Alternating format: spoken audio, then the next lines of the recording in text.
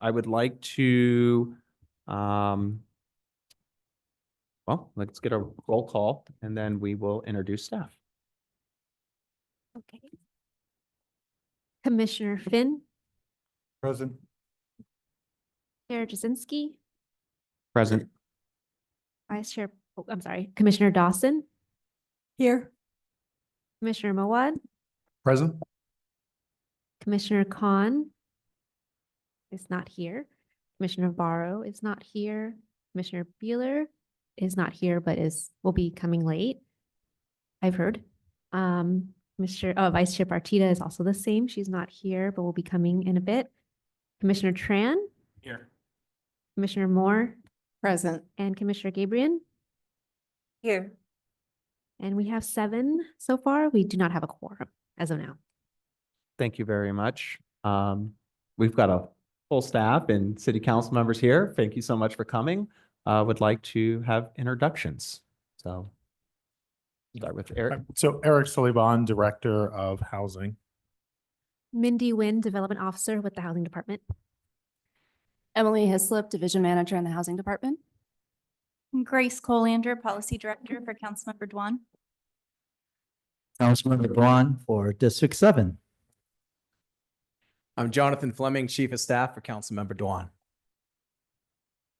And I'm Jessica Reyes, Administrative Assistant.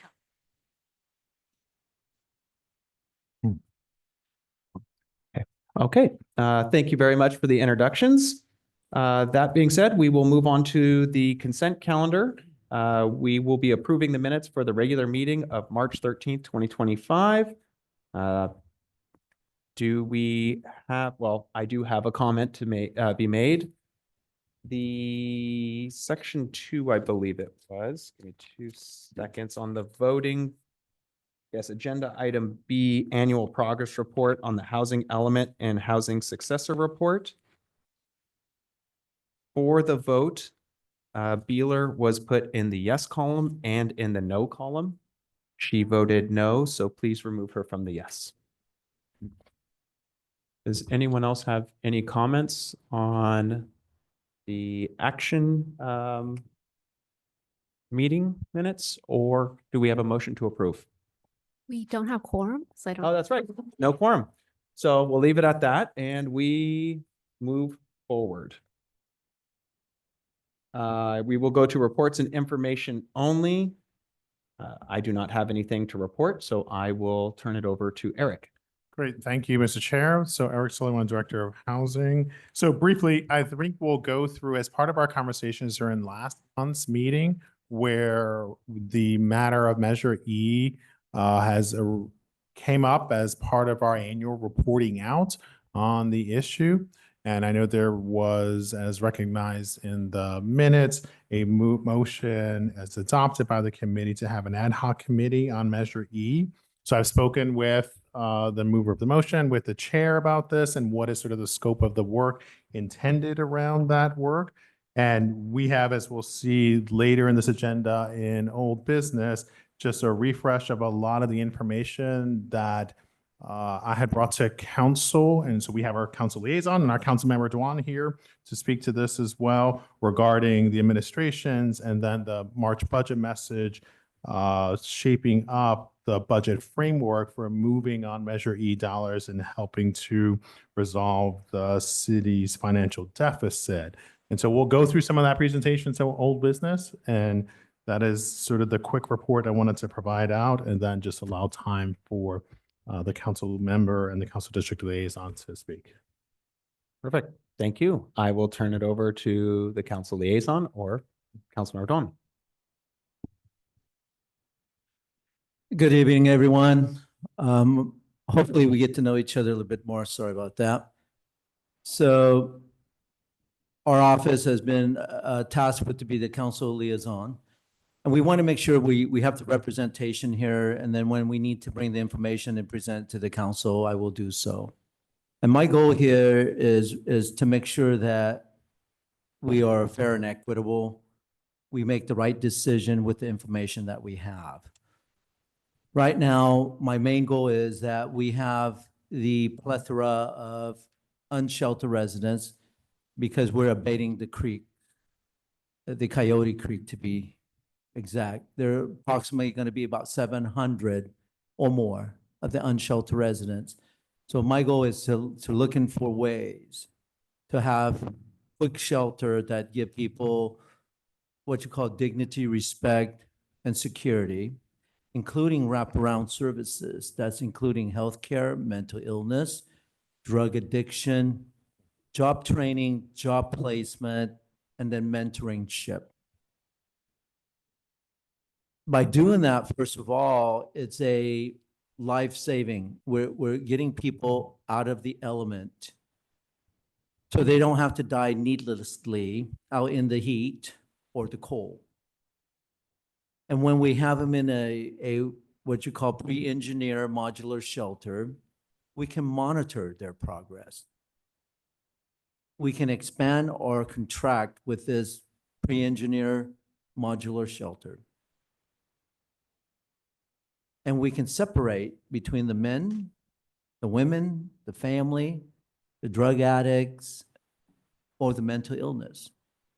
And my goal is to make sure that our unsheltered people are being served, just like any one of us someday possibly could go through some misfortune.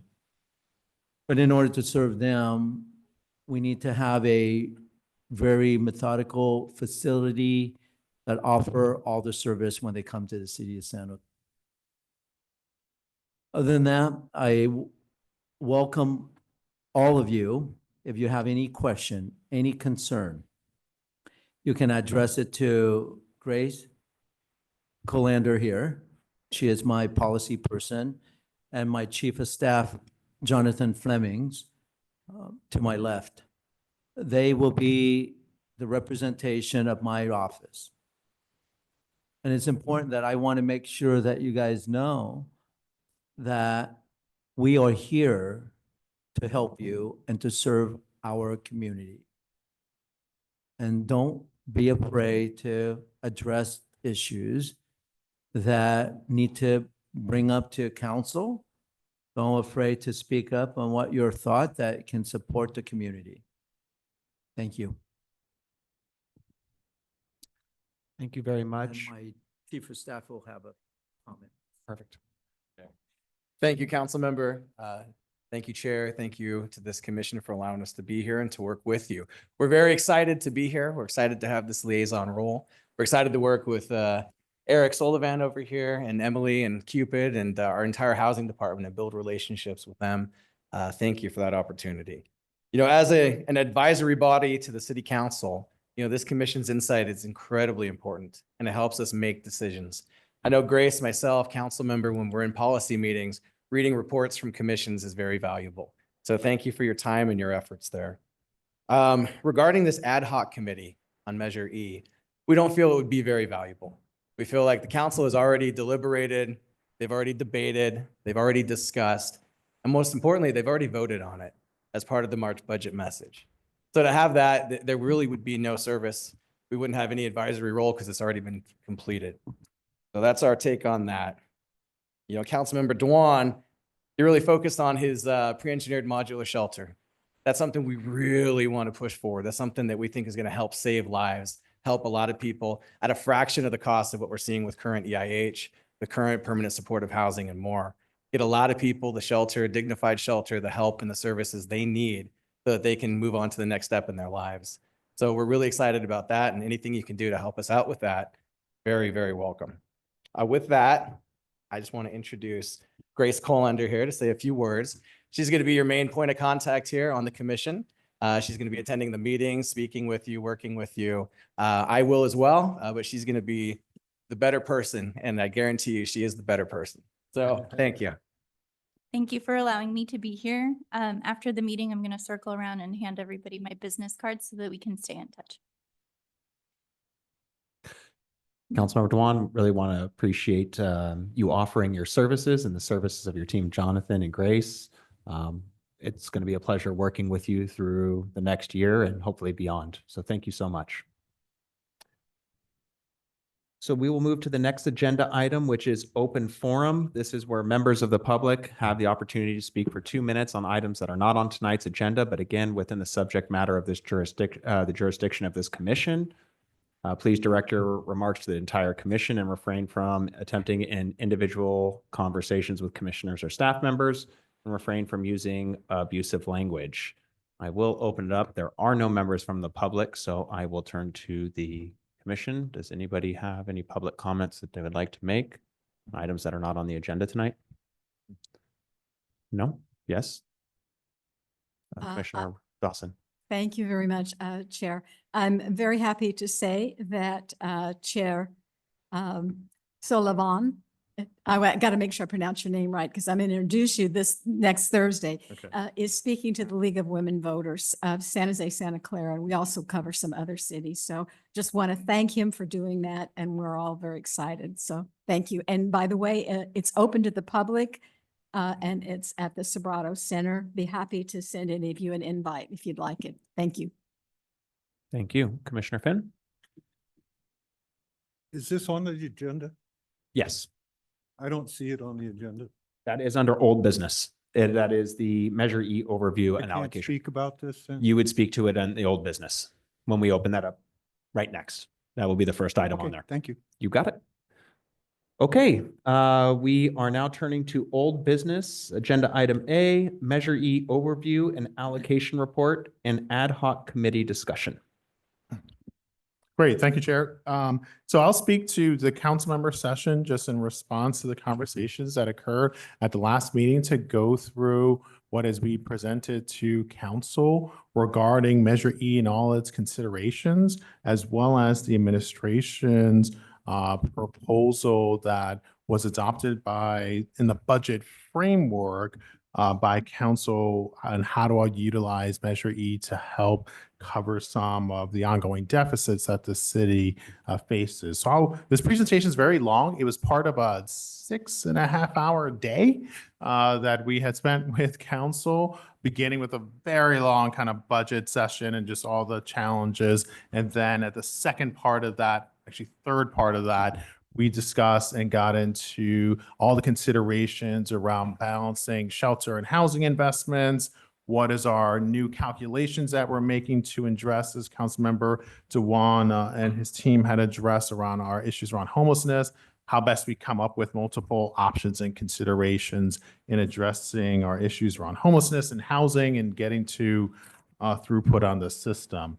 So I can very quickly, Mindy, you want to just click through? I'll move through these slides pretty quickly because again, we don't have hours here, so I'll try to move through this pretty quickly. So first, this slide was taken from the much larger, the entire presentation was about 150 slides. I tried to compress it down. This was the part of the areas from the budget section that framed up for mayor and council. Here are the considerations on options. And this slide just speaks to the administration's perspective on how to look at Measure E policies and considerations to help plug some of the budget challenges. What are some of the flexibilities around Measure E? How Measure E fluctuates in its total value. As we've seen prior years, it goes up to 100 million and then down. Some causes to why those fluctuations occur. And then the recommendation regarding Measure E and its utilization in response to the city council policy as adopted in the prior budget session. And so that's what this slide really speaks to, as the administration was looking for ways to plug some of the financial gaps and how we look to use Measure E as part of that gap funding. Because it will cover effectively the shelter operations that we continue to build out in this city to address some of the immediate sheltering needs. The next slide here, and again, I'll move through these pretty quickly, talks through how does it fit in as to translating into what was originally, when we did the session in February, it was about $60 million deficit. It now has, based on, by the time we got to the budget vote in March, it came down to about 49 million, I believe is the number, as we've been scrounging for all types of cost savings, looking for unutilized contracts and took a number of cost-saving measures as detailed in the city manager's memo to all directors about how to get to reductions to try to compress further that total budget deficit. And so now that's come down a bit as we're continuing to get updated gross receipts as we go through the completion of the fiscal period. So that's one update to the slide from the original February session. And then this details how to use some of that flexibility within the Measure E fund to address some of our gaps around shelter execution and delivery. The next slide here then speaks to just a little more detail about the policy and considerations and options.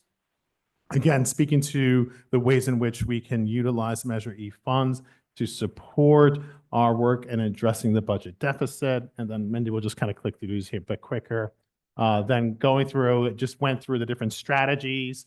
And then as we went through the different strategies and clicked through it, we started getting into how the reallocation to address our growing homelessness needs sort of came up as well. As we continue to build out shelter of all types, we were able to bring a lot of people indoors.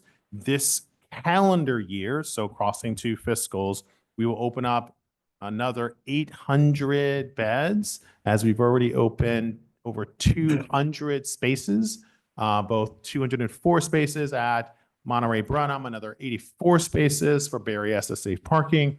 We'll do another 700 to 800 more by the end of the calendar year as we're continuing to open up more managed spaces to bring individuals indoors as directed by mayor and council in last year's budget message. And then this presentation then goes through some of our analysis that we did on where do we provide recommendations to council on balanced utilization and providing them the options to then make decisions on how to direct our work. So what this analysis goes into is how we took what the city and the county does in our two shelter system operations that we have in our interim housing sites. What does that create in terms of total supply and meeting the needs? And then what's the demand? And so as we click through the presentation here, you'll see it go through some of the needs. This slide in particular here talks through the spectrum of shelter to housing options, how we do a lot of work and a lot of investments around prevention of homelessness. We invest in a consolidated county system because that is our most cost-effective dollars. So we invest Measure E dollars around investing in prevention of homelessness. And as more individuals continue to experience homelessness, you know, both their health needs and therefore the cost of that provision from prevention to rapid rehousing to shelter system to permanent supportive housing ever increases. And that is where that challenge is. And so the way we think about this work, and as I've shared with this commission in the past, is that we think about this work on a continuum. How do we create more transference of individuals going from shelter into housing? And the next slide here then gets into the history of this very briefly, as we had a lot of new members in on council at the February session. You know, beginning in 2016 all the way to 2025, the city has expanded its role in our provision of shelter and therefore expanded our ongoing cost. And it's evolved into a whole variety of different types as we're trying to bring on as quickly as possible, particularly in response to the Water Board's decision to mandate that we clear 26 miles of waterways. So we've been going through a vast abatement process along our 26 miles of waterways. And so we're bringing on all different types. And that speaks to sort of the 1,000 new beds in total from January to December this year that we're bringing on board.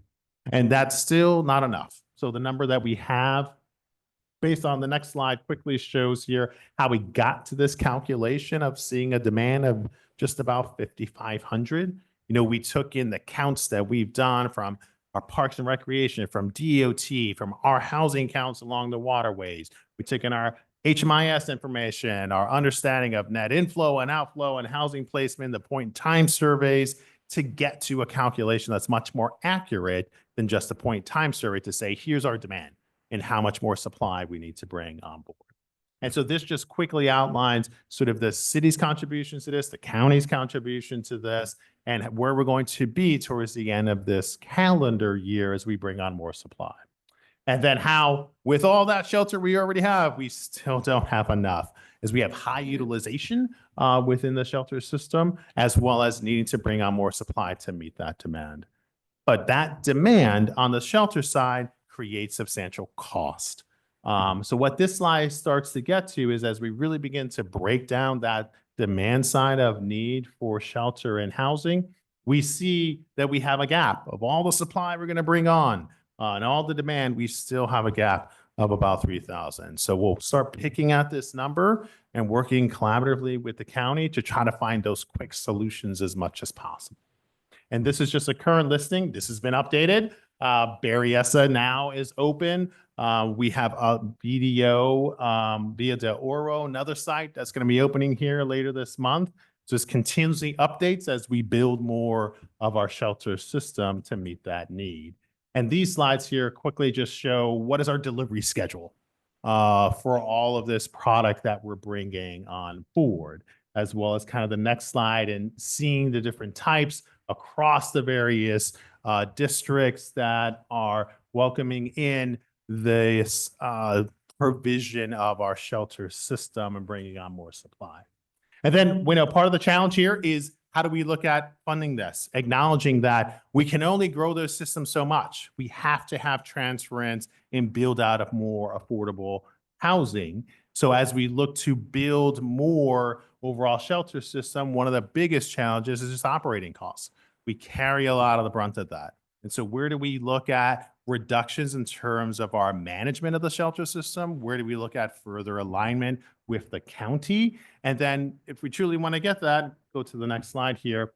There's a whole host of policy options, because as we look to optimize cost reductions and management and effective execution, as we build more shelter, we build more operating costs. So where do we find that balancing act across this system? And where do we, as we continue to respond to the water board to clear what is likely going to end up a count of nearly 2,000 individuals experiencing homelessness along the waterways, how do we bring them indoors so they don't just land in another neighborhood? And so we'll continue to build out that shelter system. And then ultimately, this comes down to, what is a balancing act between provision of shelter and housing? How do we create that investments and providing to mayor and council, hear the considerations for mayor and council to make the decision and provide the directives to staff on what we focus on. So what this chart solves is, like, here's all the various options. You can click the next one, Mindy. Here's all the various options of how do we address this, knowing we need to compress down the shelter system because it's only fundable but so much, and we have to have throughput and transference into permanent housing. And so we provided this plethora of options to mayor and council for consideration about how best to utilize funds. Where can we go and get additional funds? We're coming back to council with additional options around permanent housing funding, as we're putting more into shelter funding, and continuing to make just really tough choices to meet the pressing need of just on the streets of those who are unsheltered and unhoused, as well as our need to build out more permanent housing to keep this system balanced as we make continuing investments. Because our goal here ultimately is getting to functional zero. We want to be able to have a landing place indoors that's decent, safe, and manageable for all individuals. And so how do we achieve that balancing act? And then providing to mayor and council to give us that direction accordingly to do that. And that was part of the March budget message and the direction that we had. And so that's kind of the quick summary of this. And I think that's all the slides, right, Mindy? We're going to be pursuing a whole host of other options, public-private partnerships, all different kinds of ways in which to bring more funds into the global system. And that was a quick presentation just in response to the debate of what are all the different considerations. We've done this. We built an exhaustive model. So I come from, as I've shared with the commission members, a finance background. So we built a huge financing model that gets into the intricacies of how to project out demand to supply, costing analysis, shifting funds around. That's continuously updated as we get new numbers, as we're addressing more encampments, as we're building out more shelter supply. That feeds into all of this analysis that will be providing kind of continuous updates to mayor and council on where we're getting to those balancing out. And so I just wanted to provide that overview of the session. I kind of very much kind of compressed what was a very long kind of considerations that we offered up to mayor and council that led to the March budget message, and wanted to give that here to the commission for. Thank you. Thank you very much. So I just want to, again, reiterate here, we don't have a quorum, but we can ask questions. So I will, I'll start down there with Commissioner Gabriel. Sounds really good on paper. It looks wonderful. My main concern is once we move our population from the encampments, and they may find it difficult to adjust living to indoors. And how would Department of Mental Health and Addiction and, you know, things like physical health, I mean, like, I know for me, the homeless health care system is being proven, it's been proven that they're effective because of how they care for their clients. And is that going to be like part of that? Is like the mental health and physical health part of the process?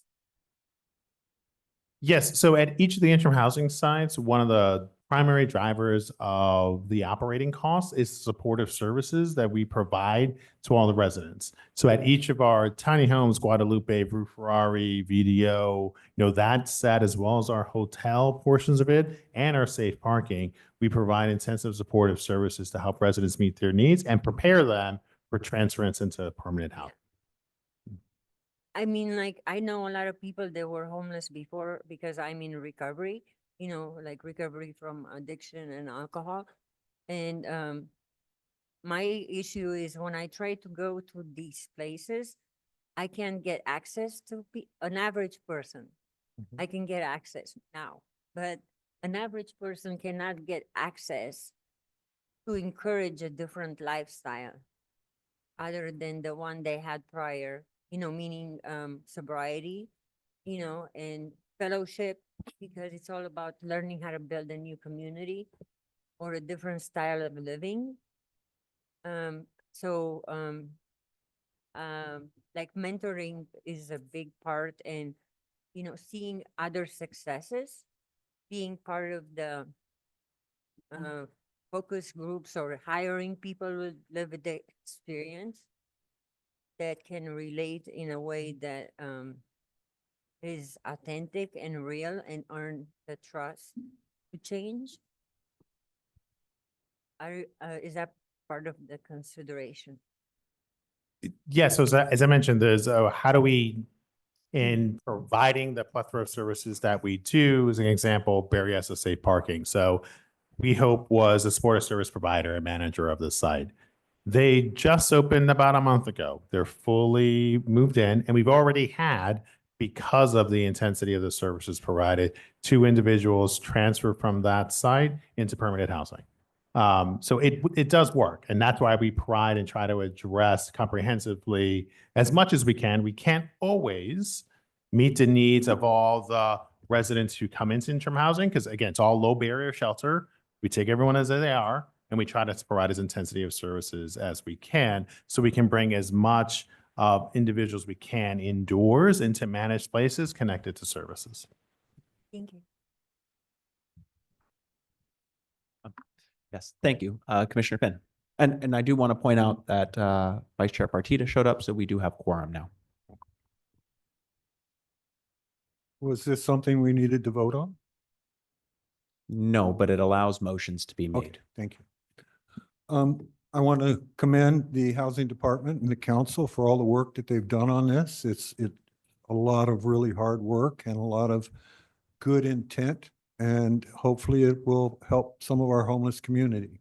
But I have to remind you guys Measure E was passed by the citizens of the city of San Jose to provide permanent housing for the homeless.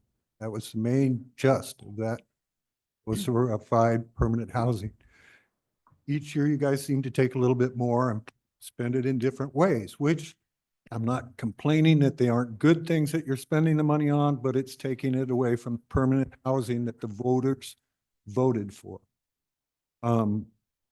I would like to see a way that we can get back to building more permanent housing. I realized last year we pulled everybody out of the creeks and now you have a whole bunch of people that need shelter. And so, you know, I'm not going to argue against what you're doing, but you're going to find it very hard to pass another bill like this when you're not spending it the way that the voters wanted it to be spent.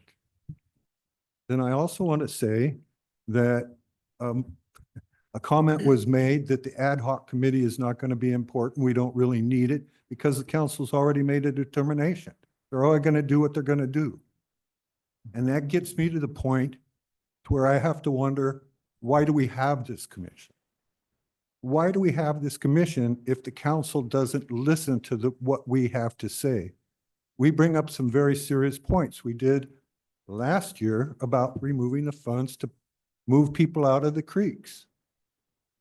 We felt there could have been other funding found to do that, but the city was in an emergency because they were going to get hit up by the federal government or the state because the waterways were polluted because of our homelessness. I get the need, but that's not what the voters voted that money for.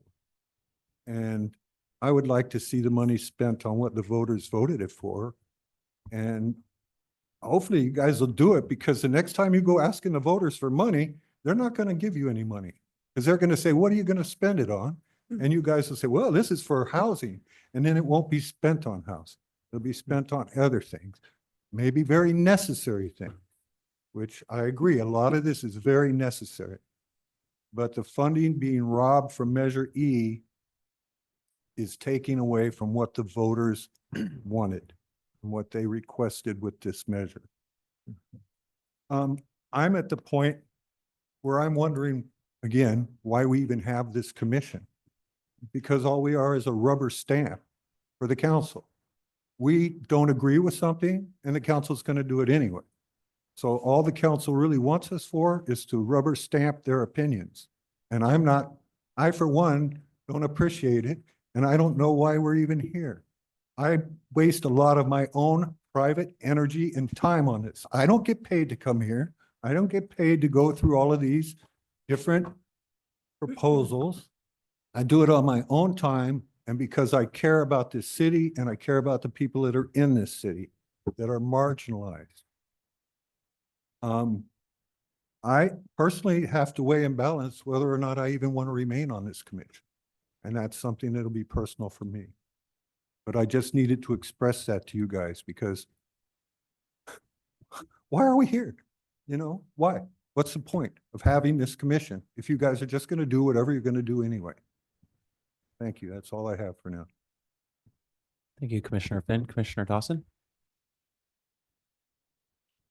Are we going to be able to get a second round if we need it? Yeah, I was going to go one more round because Commissioner Beal. Oh, thank you and- thank you very much. First of all, my understanding of our ad hoc committee ordinance is that this commission took a vote and that ad hoc committee exists until this commission takes a vote to end it. My understanding is also that administration has the choice of whether you want to participate or not. I have been told that in the past, that it is not a requirement. It is simply would be a request of the committee. So I raised that as a point of order. And then I did listen to the last meeting. And first of all, I want to thank I want to thank you for all of staff, because I know you didn't do it by yourself, all of staff for the February 12th session. And it was one of the best budget presentation. And I told Jim Shannon, it's one of the best budget presentations I've ever seen. The most data-rich things I had ever seen. And I've sent it out to many of my friends. However, I am still unclear on exactly what council did pass that day. And I do not recall any vote that specifically changed council policy, which requires a 2/3 vote. I did not see that happening. So I do believe that the ability still exists, although frankly, May, in my experience, is too late to affect much in term, too much to affect. It's late. It's very, very late in the process. So I'm frustrated we didn't have an opportunity to provide input right now. And I was inspired by my commissioner, Saperman, and I still am not sure if I'm pronouncing her name right. Commissioner Saperman made a lot of full disclosures, and I feel like I haven't. Many of you know I'm involved in the League of Women Voters. I'm also involved at the regional level, and I also participate on a state committee that analyzes state legislation for affordable housing and homelessness. So I should have probably disclosed that at some point. Of course, it's all volunteer work. I do note that the League of Women Voters for the second time wrote a letter of opposition to changes in the Measure E allocations, much for the reasons Commissioner Finn just was very eloquently stating. We saw it as, believe me, we have an analyst who analyzes state legislation on open government. We are well aware of what a general purpose tax means. We are also well aware of council policy and how that was portrayed to many of us that were advocates in this campaign. And I'll have to try to not get emotional here, but I will quote my former boss, and then at the time, the current mayor of San Jose, Sam Liccardo, who credited the League of Women Voters, my face in particular. We were all over social media as one of 3 organizations selected based upon polling that could tip the vote. It passed by 53%. We sent another letter in as part of the mayor's March budget message saying, for us, it's a good governance issue. And I think and I'm going to switch my remarks over to personal comments. I think what was particularly galling for me and what frankly infuriates me is the request to make this change permanent. What is wrong with going before the taxpayers every year and justifying what you were doing for an additional tax? Where are the taxpayers associations screaming about this? I think it is outrageous. I can live with minor tweaks. There was always flexibility, and staff has pointed that out to us. Administration's pointed it out. There was always a flexibility built in, but to wholesale abandon what was adopted policy and say, oh, this year, I cannot tell you how many I told you so's I have gotten. And from friends, acquaintances, neighbors, my whole family's in high tech. In case you don't know any high tech people, they have a strong libertarian streak in them. I've never met an engineer yet that didn't, including my own family. And a lot of I told you so's, hey, they're going to use it to fill the budget gap. And I think we have an incredibly talented budget director in Jim Shannon, one of the best I have ever seen. And he was man enough to stand up and put in the slide presentation, which must be in this pile somewhere. Yes, we're using it to fill the budget gap. Well, that's when my email and my phone lit up. Told you, Roma, told you, told you, told you, told you. The minute they get a budget deficit, they're going to yank this and do exactly what they want to do. And I just want to reiterate that there are going to be many of us that have fought for, I can count on one hand. I'm 78 years old. I can count on this hand the number of tax measures I've opposed in my entire voting life. But I'm going to tell you, the next tax measure that comes forward in this town, I may be, I don't know if I could actually do it, but I may be standing side by side with some Howard Jarvis people. I have fought very hard for accountability and transparency. And this is in my role for League of Women Voters Bay Area. We believe in citizens oversight, strong citizens oversight. And I will say, those of us that campaigned for Measure A did not think that the annual audit that we requested would be just a little paragraph in can't remember, it's not the CAFRA, when the city does its annual reconciliation that year in, is it CAFRA? The CAFA, the Oh, thank you. Consolidated Financial Report. That's what I'm talking about. Now, I think it's about this much space. So we thought any policy changes and council changes wouldn't be part of like a 3-hour budget debate. I think this is why people are so incensed and why I've never seen so much anger, because people feel that I feel personally betrayed. I've spent my entire life telling my friends, my family, my acquaintances, strangers on the street, that elected officials are the most noble people on this earth. If you agree with them or not, they're good people and they come in every day, and that city staff works hard.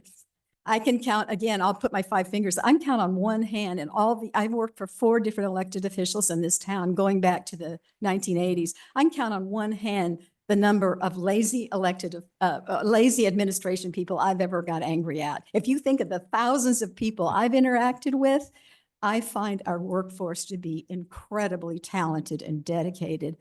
I think we are in a crisis, a major crisis. And I will tell you, I haven't done campaign work since, I don't know, 1991 or something like that.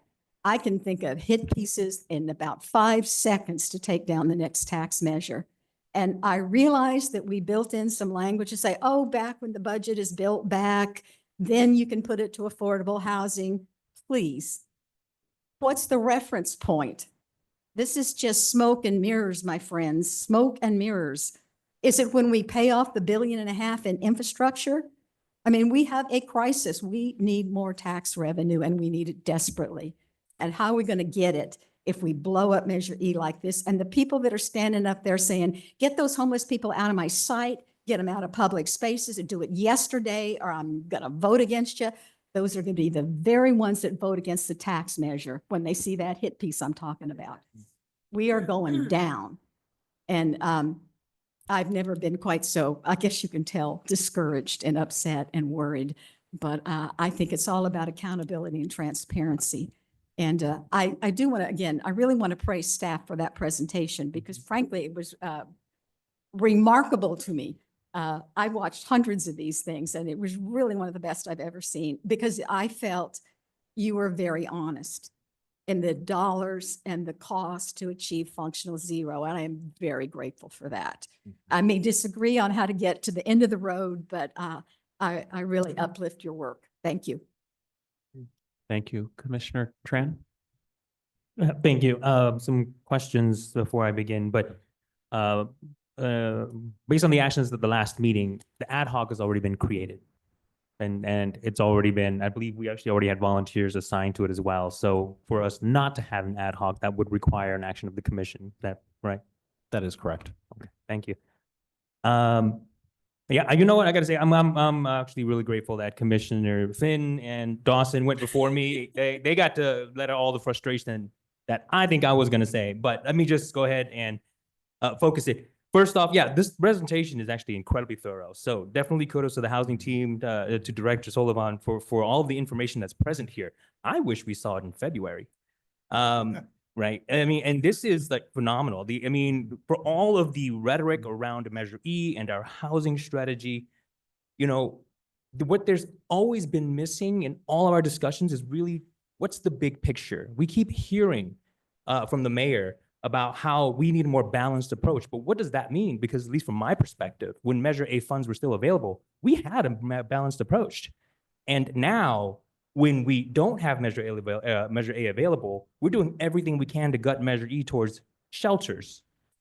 I don't see how that's balanced. When I think based on the information and data that's available in this report itself, makes it very clear we don't have the interim housing shelters or the interim shelters to take care of everyone. We don't have the money to actually build out all the shelters to make it work. And we're gonna have to do a heck of a lot more to get to what's been defined as functional zero. And of course, that's the goal. So there's a big question mark in my mind about the rhetoric and about the approach. And one thing that really stood out for me, and I gotta say, this is the very first slide talking about consider a permanent change to Measure E, red flags went rising up right off the bat. Voters made a choice based on the promises that were made. Part of that promise was the original allocation adopted by the council. And year after year after year, we raid Measure E like it's a piggy bank. again, I actually will agree with Commissioner Finn. It's not for bad projects, but we are not doing what was promised.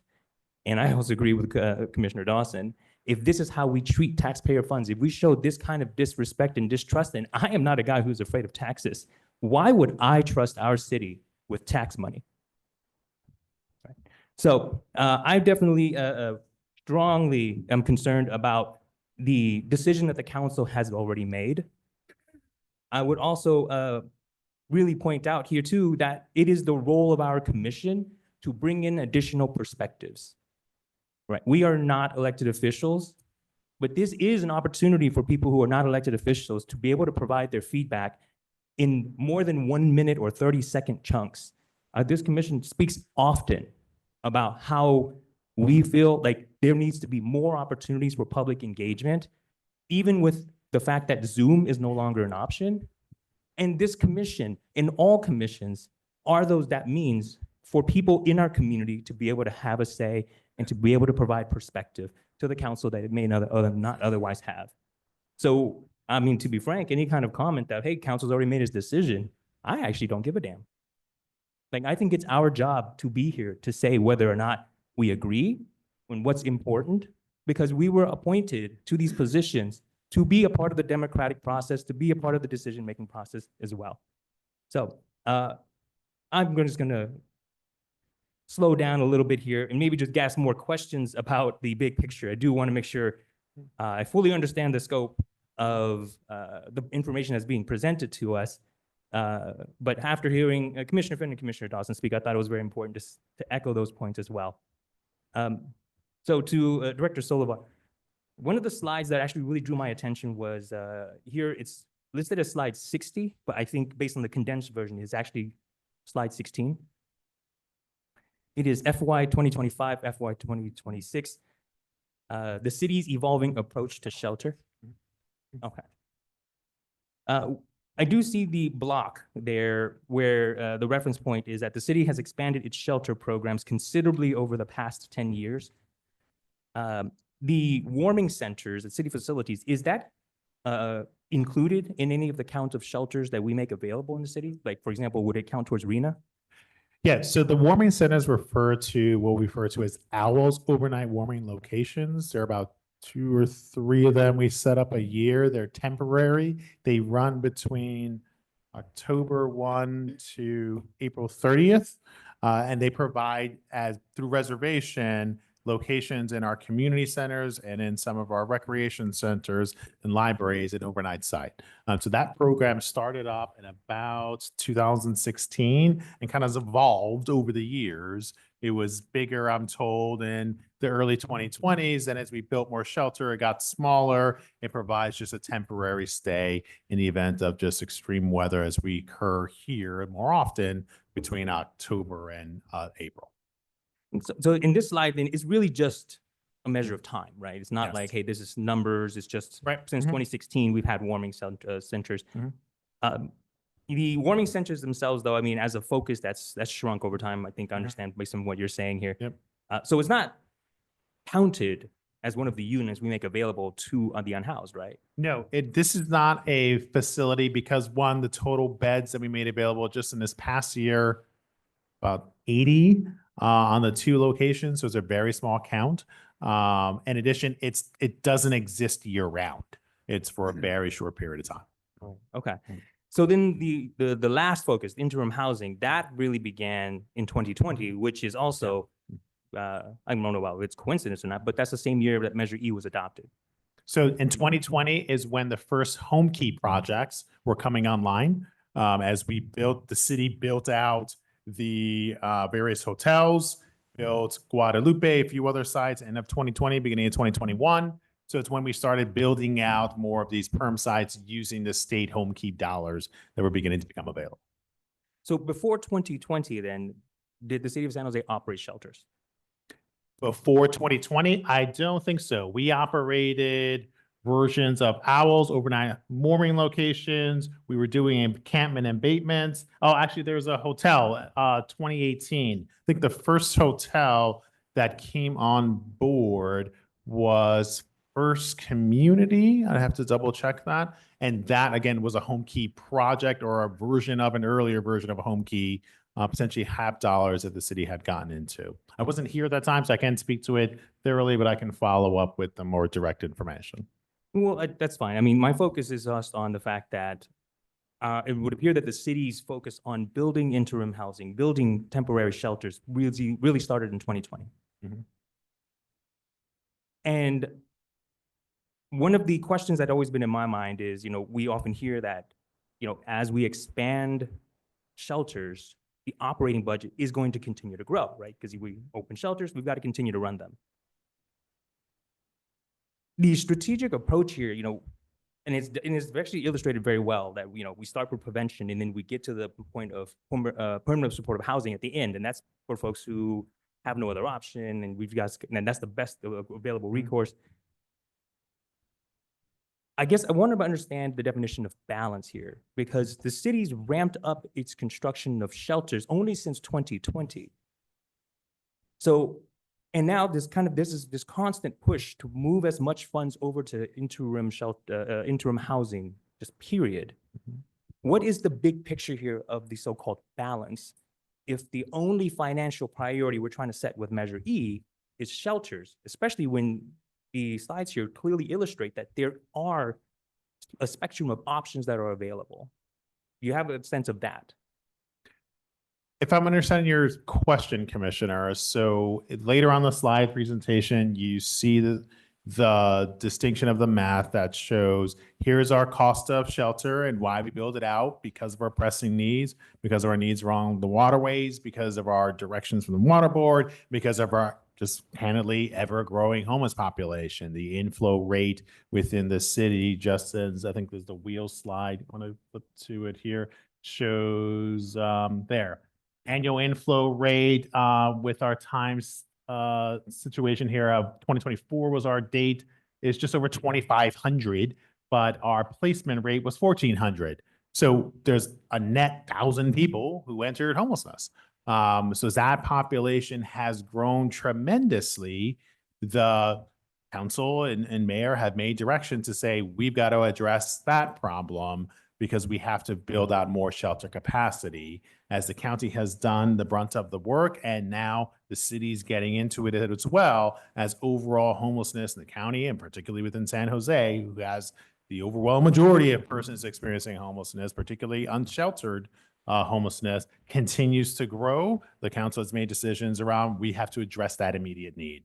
And that's what spurred on beginning in 2020, particularly during COVID, when there was an absolute need to bring folks indoors. Encampments were highly transferable of the disease that really made that push.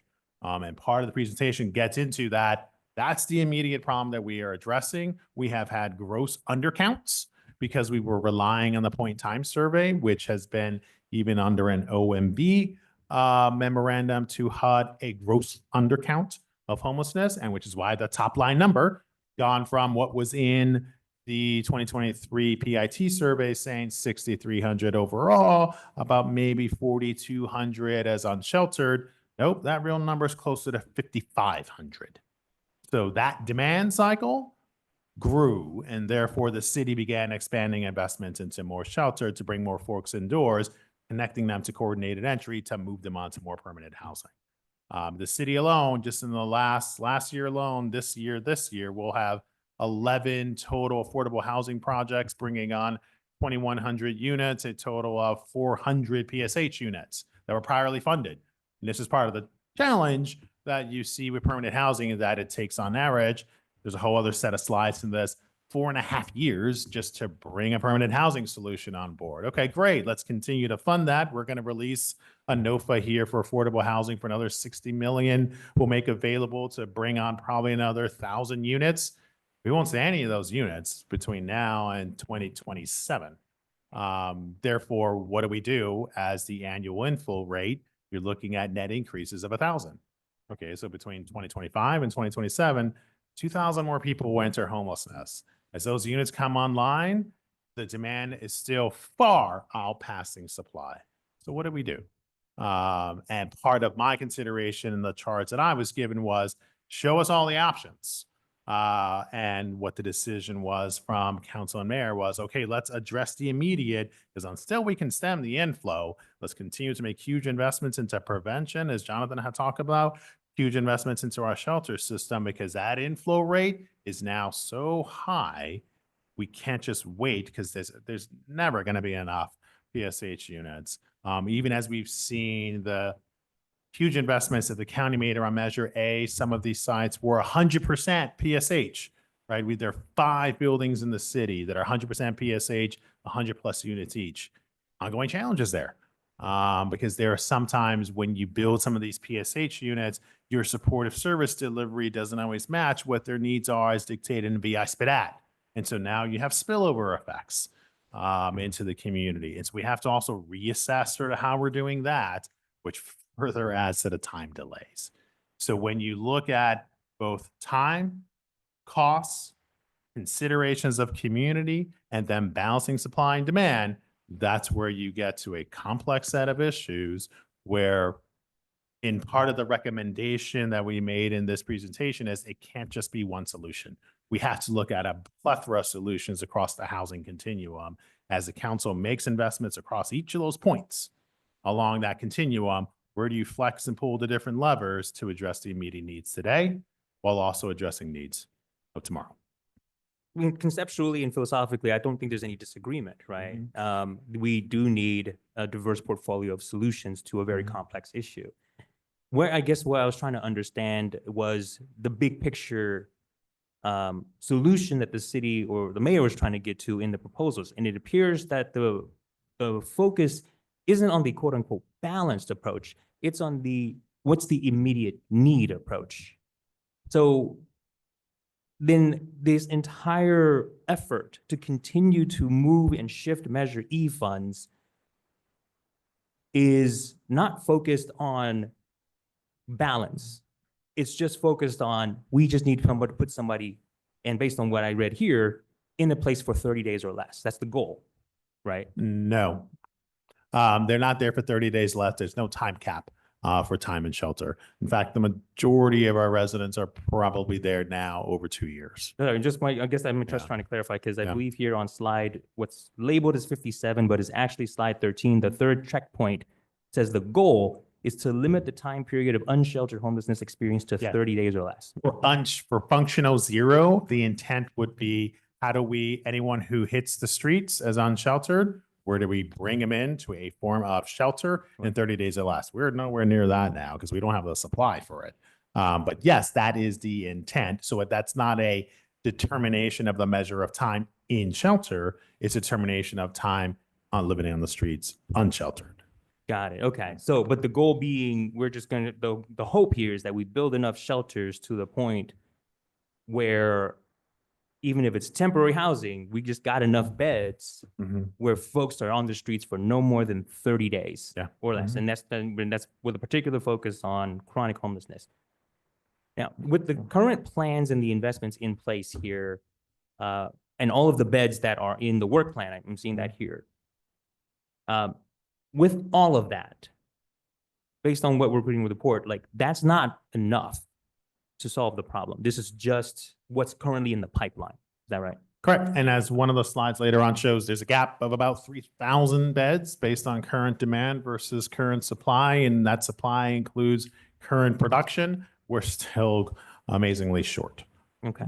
Because then I think what I'm understanding the goal here, or at least the analysis of how much total money it will take to get to that number of beds and to operate all of them is 250 million a year? Total, yes. So the total cost, there's a capital cost, and then there's an operating cost of what the projections are. So 250 million, I believe on the slide, was the capital. 234 was the continuing projected operating cost. Got it. Okay. And then as a percent of the city's budget overall, what is that, the operating cost? What is that as a percent of the entire city's budget? So if the mayor and council were to give that direction, the city's total budget is what, 6.7 billion. So 234 million represents probably about, top of my head, 6.3% roughly, thereabouts. So a pretty big percentage. Right now we're at about 3.5% at roughly $100 million. So that's about to scale. Don't quote me on the exact decimals. Right. I'm doing it off the top of my head. Right, right. Okay. Yeah, I mean, I guess I'm trying to just get a sense too here of if we get to the place of functional zero through shelters, it just right off the bat screams, we're going to need to make a significant, consistent, regular, annual commitment to the idea of just beds, just shelter. temporary. Right, and that's why those later presentations also show that's not sustainable, right? The city doesn't have budget for that. So where do we continue to make investments on the affordable housing side so we can get to throughput and more transference? There is a turnover in the PSH sort of world within the county-wide. So coordinated entry is not just City of San Jose, is also the all surrounding municipalities in the county of about 45 beds a month. So we'd have to increase that ratio percentage of input into coordinated entry to placement into permanent housing of what's 45 beds a month. We would totally max out total shelter and bring off 5,500 as well as STEM inflow. That number will probably have to triple in order to get to sufficient throughput within the entire system. Thank you. Mhm. All right. Well, those are my questions for now, but again, the amount of work that has gone into this analysis is very impressive, and it gives us the clarity that I believe the commission has probably been asking for every year I've been on this commission. So I do, I do reiterate, I wish that this is something that we could have seen in February when created, because that would have allowed us the much stronger opportunity to provide feedback. But even as things stand, I think it is very important for our commission to make our opinion known. That's our job. And if it contradicts what the council voted on, well, that's what it is. Thank you. Thank you, Commissioner Moab. Thank you. So first off, I do want to echo my colleagues in terms of the thoroughness of this report. It's really like the first time I've seen all of this laid out in a really informative way. Again, having it earlier would have been really helpful for us to study it more.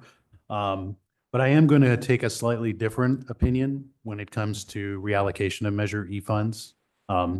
I'll start by saying that I can count on one hand how many tax measures I voted for. Okay. So it turns out Measure E was one of them, right? Because I believe that this was the right thing to do. I also, so as a citizen, I understand that, you need to be accountable when we allocate funds, when we vote for funds for a certain purpose, they should be allocated to that purpose. I also understand as a citizen, and I'm hearing this from residents of District 2, which is who I represent, that there's a lot of change going on. The influx of homelessness is increasing, and you've confirmed that.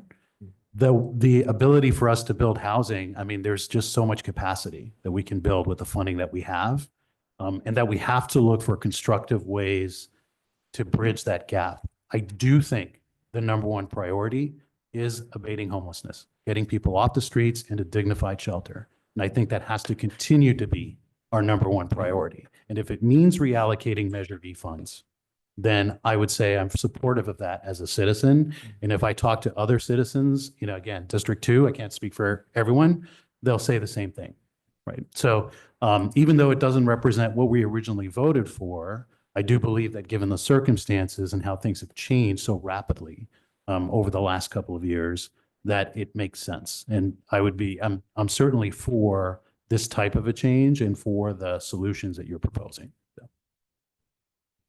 Thank you, Commissioner Moore. So I have a point of clarification, 3 questions, and then food for thought that I want you to think about strategically to solve the problem. The first point of clarification, the prior council definitely prioritized permanent supportive housing. Did they use that to get the League of Women Voters to support it? I don't know, but I've got the ballot measure here to fund general City of San Jose services, including affordable housing and helping homeless residents move into shelters/permanent housing. So it is within the city's purview to provide services and build interim shelters.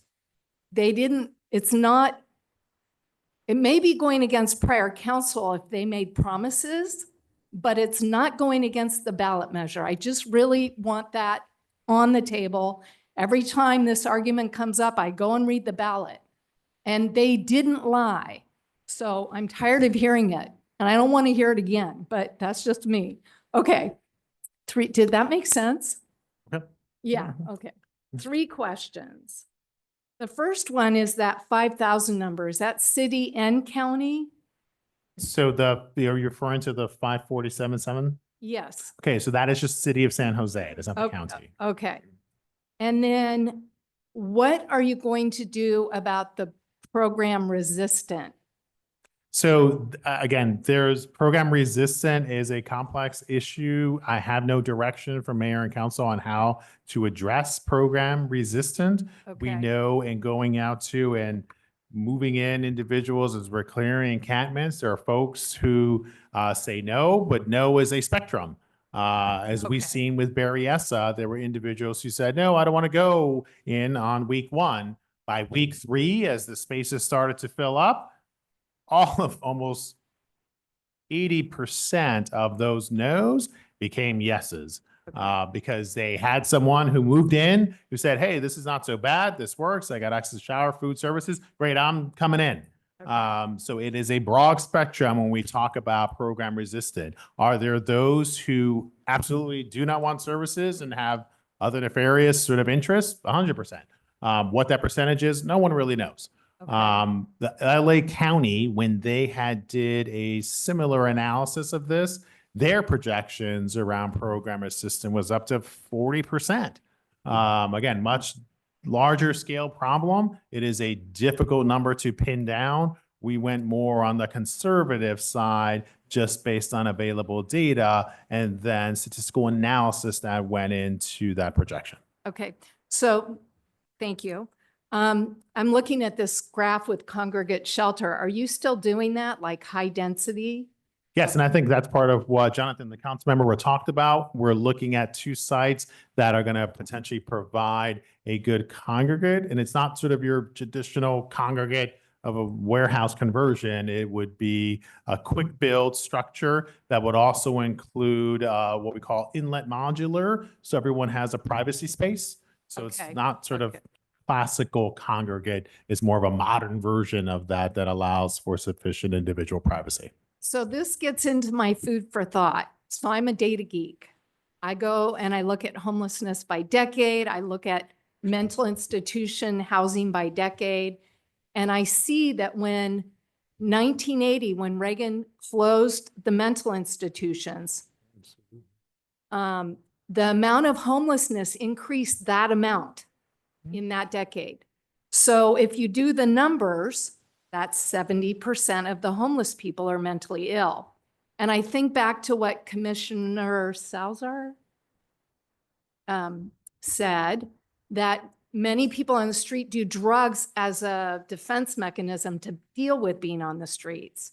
So that's just like, I'm thinking about that and going, well, if 70% are mentally ill, maybe we should rethink how we do congregate / permanent / interim shelter, because 70% need permanent shelter, but not an individual house. So maybe that's what you're talking about. Commissioner Salazar said you can't put them in their own room in a hotel or 4 walls. They'll go crazy. And I think of my brother who was an addict. He did better in a group situation where there was some privacy, but there was a bigger space. So I kind of want you to maybe, and is that what you're thinking of? Kind of that? So we know there is, if you look at the rates of the VI SPDAT, those who transition into permanent supportive housing over the last few year period, they're scoring very high on the VI SPDAT. Therefore, we know the needs. VI SPDAT is sort of the HUD regulated that based on what is your series of health needs. And it's a scale that runs broad. It's got a whole lot of problems in it. Okay. Nonetheless, that is a scale that is used. And we know there are individuals who have gone into, the PSH units and rapid rehousing units, score very, very high on their mental health needs, on their overall health needs and drug addiction, et cetera. So we know that is a high percentage of the population. There was a study that was just released. Cal Matters have reported on this. Close to over 40% of individuals experiencing homelessness have just mental health and sort of addiction challenges. So we know that as a high need population within the total number that we're projecting. So that's addiction, but then there's also mental illness, Mhm. right? Which is a separate. And so I think of like my brother who lived in a home. There were like 6 bedrooms, 2 per bedroom. They each had their own sponsor in the house. And like many versions of that. Instead of like I like that you're putting like people together. I'm so grateful the council's taking this new direction because I think the focus on permanent supportive housing at $1 million per unhoused it's never going to house everyone. I mean, you have to think of I like that you have the balance, and I just like you to think of the mental illness side, that maybe in the addiction, that there's maybe a different structure needed for each. And I don't know the solution. I'm just ideas. I'm done. Thanks. Thank you. So I'm going to echo similar sentiment, which is thank you very much for the detailed report. This was one of the most extensive ones I have seen yet on this commission. It was clearly outlined the challenges, the data, and the projections, and I couldn't be more appreciative of that. I'll keep it short because I think you've clearly articulated the city's position. You've answered a lot of the questions that I was going to pose as well. The city has a crisis today, and we need to face that crisis head on. And I believe that shelters are the way to do it. So I am in agreement with how the city is proposing to allocate the Measure E funds. I think we need to start thinking outside of the box and then ultimately looking at a long-term solution after we face the immediate problem. So with that, I just wanted to again express my sincerest appreciation for all the hard work you put into it. Vice Chair Partida. Yeah, I just wanted to echo the sentiments of my commissioners over there on the other side. I think we're all here. We want to be here, and then I think providing our comments to you all, I think it's very important whether you agree with them or not. That's totally up to you. We, as Commissioner, I'm blinking, Finn, we do feel that there's at least 3 times when we've totally felt ignored. We have written letters and you just, not you, right? But the council just decided to not take those comments into consideration. So in those situations, yeah, I do wonder, why do we even have a commission?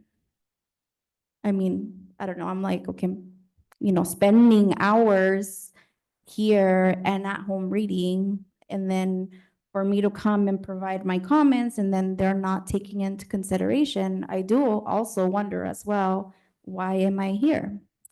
But I do come here because I do know that at least my experience is the experience of a lot of people out there, and I know that I am providing the lived experience that I've had. I've never been homeless, but I have lived in a hotel, which I guess it is homelessness in this area. So I do provide that experience. And I think the comments from the commissioner, I don't know why I'm blanking. No, it's that, no. More, sorry. About the way that the funds were allocated, Roma can correct me, but I believe they were percentages. There was some allocation there for shelter beds, but it was not everything. It was for permanent housing. And I think some of the commissioners that have been homeless, they say that they prefer permanent housing. Why? Because they know that they're not going to be asked to leave. And I think in the past, we have asked, what is the time span of somebody that has to leave a situation that is not permanent housing? So I think the consistency of not knowing if they're going to be able to stay there or not really is not helpful for somebody who's experiencing homelessness. And I think that's it for right now. Oh, I remember, I'm sorry. And just going back, we are the oversight committee, so I do feel that we are within our commission rights, I don't know, to have this ad hoc and really talk about these issues that are always brought up and somehow they don't get addressed. Okay, I'm gonna go around one more time because Commissioner Beeler did not get a chance to speak, but I encourage the commission to keep your comments succinct as we are already at 7 o'clock. So, and we've already had a turnaround with a lot of great questions. So with that, I will go back to Commissioner Gabriel.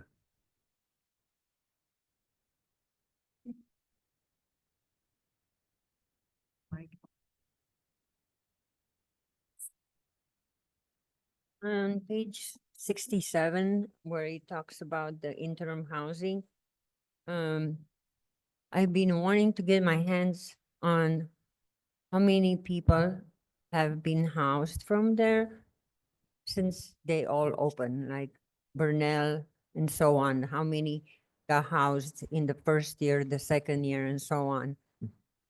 And I didn't get that for like today's meeting, but I wonder if you have that available, because I feel that that is something to consider of the people that are in these interim housing, how many get housed and how many go back into homelessness,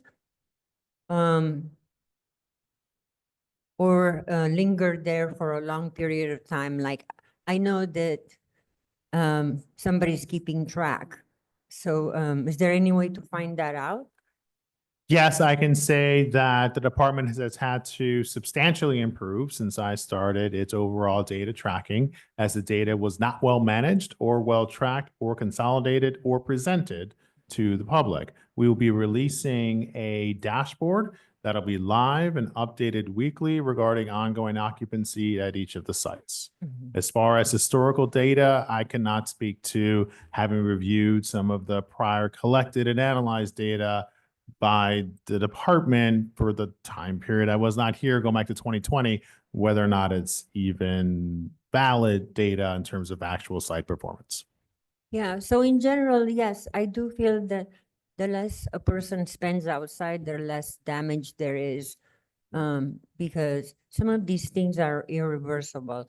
For me, I will never get certain things back, mentally and physically. I'm never gonna get another lung. You know what I mean?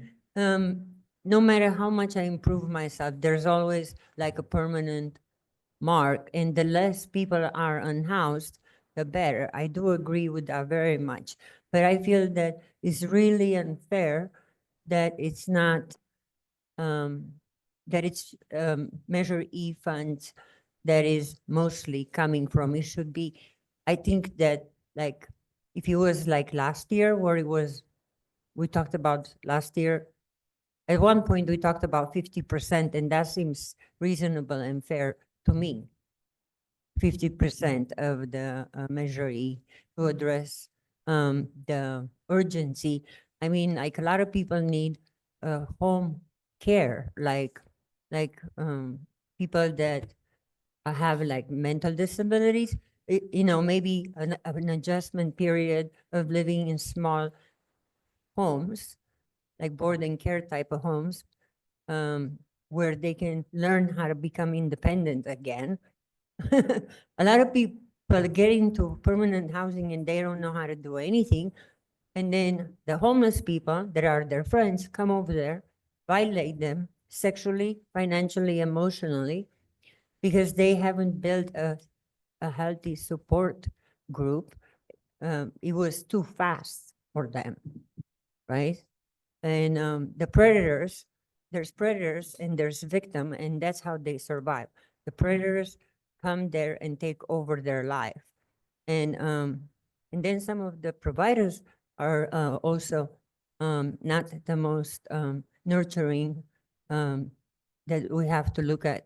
So yeah, I mean, generally I agree with it, but it shouldn't that we need it now, but it shouldn't be the Measure E funds. I looked at the percentages, and it just seems like it's not fair. Thank you. Thank you, Commissioner Bueller. Thank you, Chair Jasinski. Sorry for being late, guys. I got trapped at work. My question is, when did the council, I got a brief note from Ryan, so I'm kind of going on what everybody said, and so I'll keep my comments short as well. When did the council decide that they were going to make these changes? They voted which meeting in March? Do we know?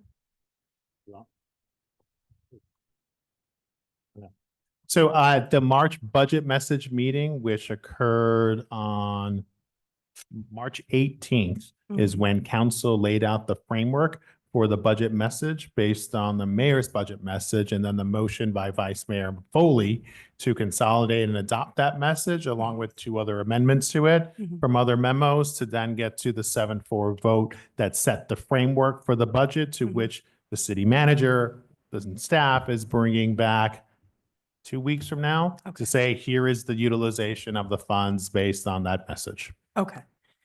Well, it's just, I feel a little blindsided by all of this. And if that all happened on March 18th, I'm wondering why this wasn't on our agenda, or there wasn't like this report to read. I just feel a little blindsided by the housing department, maybe.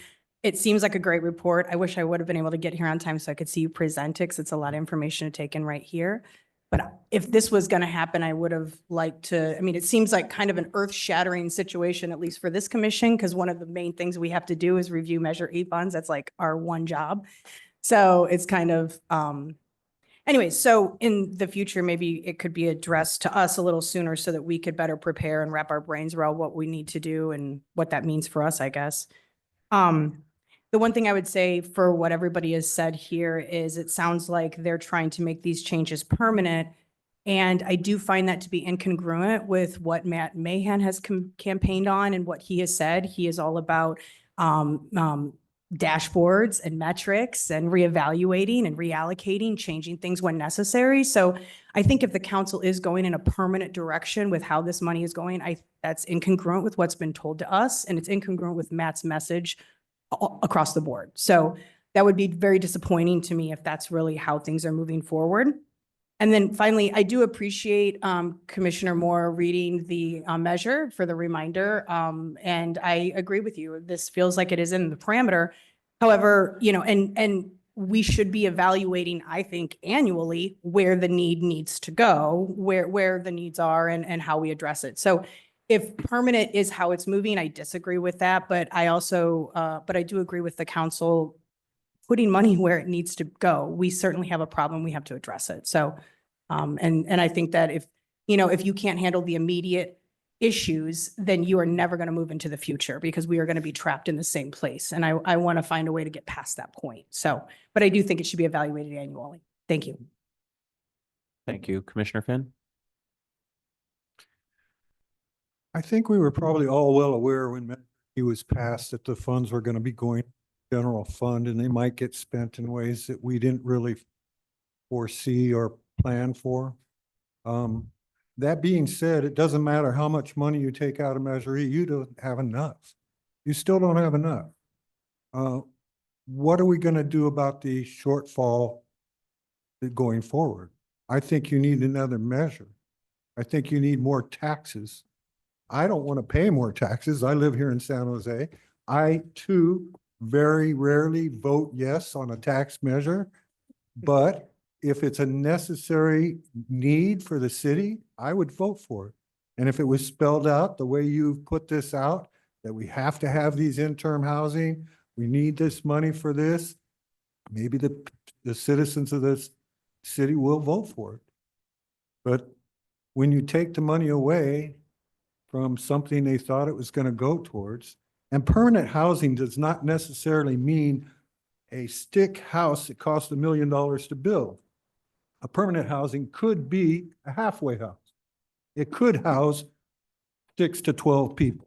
Yeah. That could be permanent housing also. But you're spending it on interim housing mostly, not any type of permanent housing. And I don't see how you're going to be able to keep funding. And like you say, each year, more and more, we're getting more and more.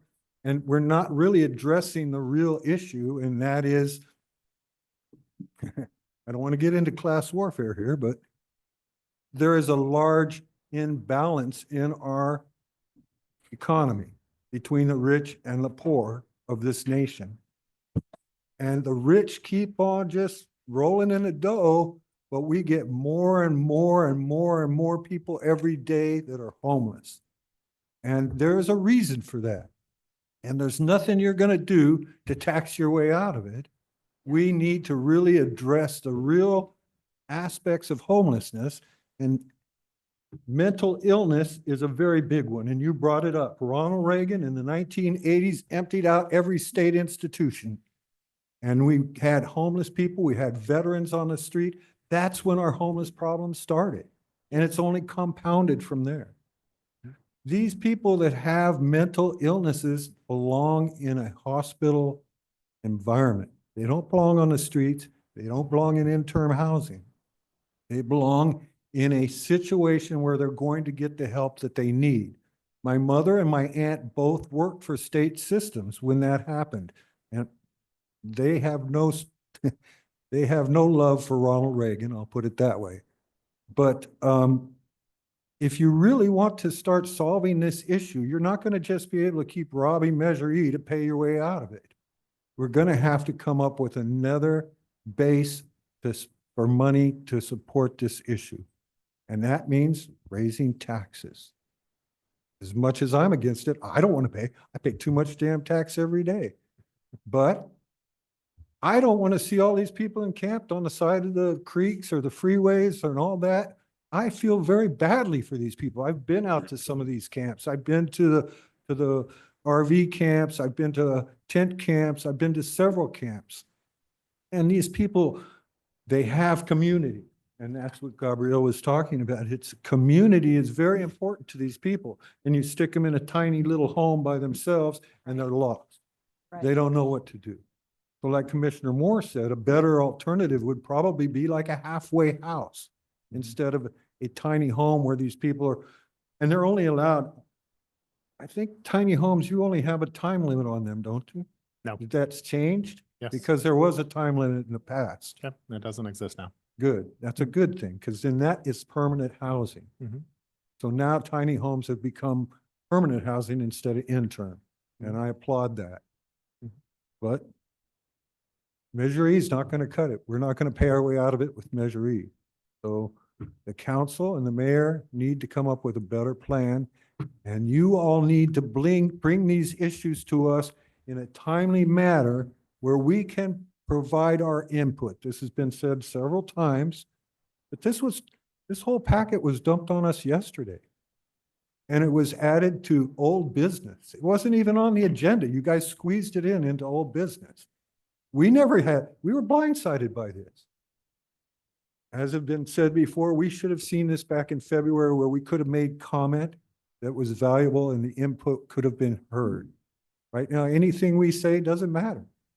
It really doesn't. It's just going to go right past the council and they're going to do what they're going to do. Thank you. Thank you, Commissioner Dawson. First, I want to thank Commissioner Beeler. You missed my emotional soliloquy about the permanency galling me so much. And apologies to Commissioner Moore, because I am going to mention the League of Women Voters again. We have 105 years of a nonpartisan reputation to protect, and we are fierce about that. And I will tell you that the reason we are so frequently asked to sign on to ballot measures, and this happened on a regional level fairly just about a year ago, is we poll higher than anybody else. It's not that our numbers are that great, it's that there's no close second to us. So we take our work very seriously, and we do read the ballot measures very carefully, every word of them. And indeed, we read all of the arguments that are presented, everything. So we were not asked to sign on to this ballot measure. However, Can I respect what you're saying here, but you're talking a lot about League of Voters. We're here to talk about the Measure E. I know you're. Well, I am talking about you're Measure E. so tying give it me a in chance to finish. loosely. Yeah, to let it. me, let me finish, Okay, please. well, please try to keep it succinct. I Thank you. will. However, I think I have the right to respond to something the commissioner said. I just want to explain to her. I have the whole chronology on Measure E, and I didn't share it for the sake of brevity. But I will tell you that the council policy was adopted well in advance of that, and it takes 2/3 to change the council policy. We have not objected every time the council policy was changed because we understood the flexibility provision in it.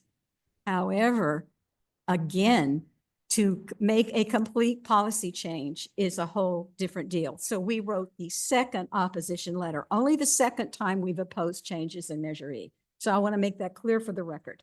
I feel that's my obligation.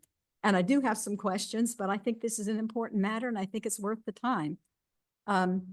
One of the things that is important about this permanent issue is there is no sunset clause in Measure E. Permanent is forever.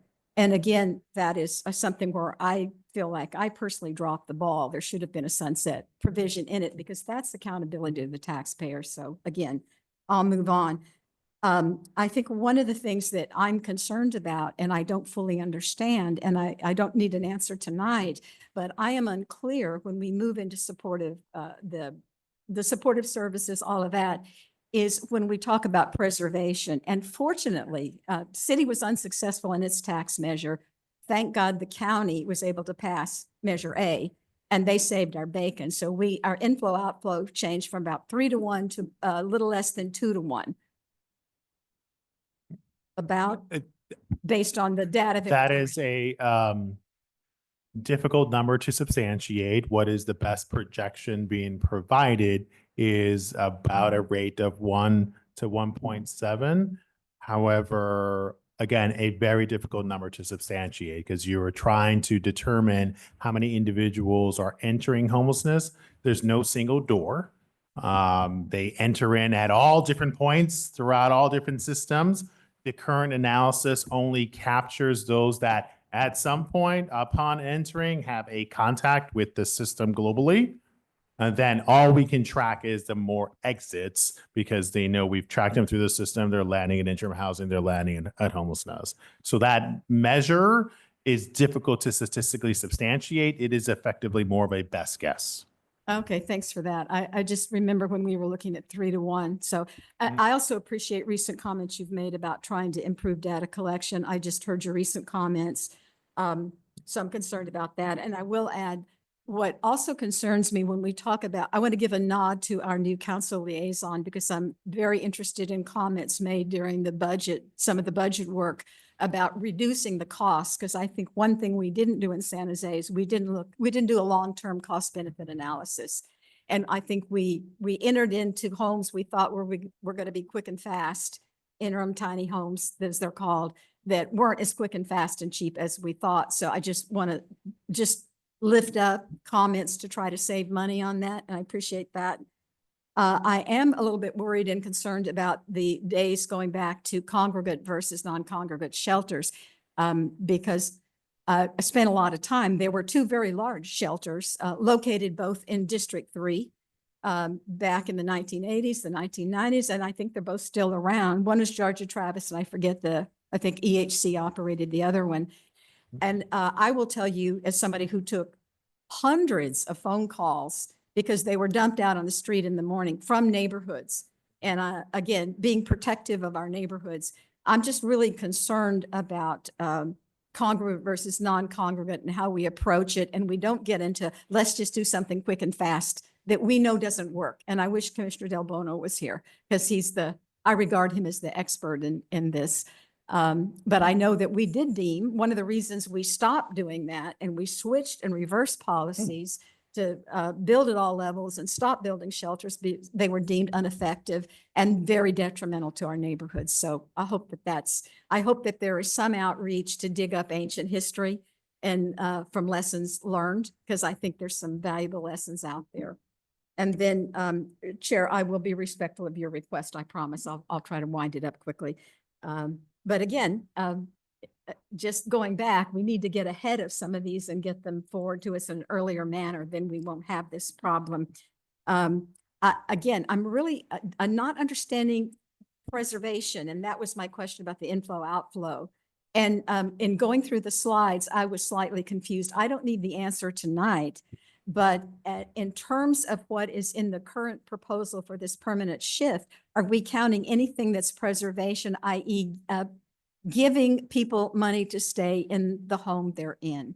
You know, helping out, which I think helps property owners. I'm looking at Commissioner Moore. She's not nodding, so if I'm not right, correct me. Okay. I'm just concerned where that falls, and I hope we hear more about that, because to me, it seems like preservation is in a whole different category. That's how I interpreted the slide deck.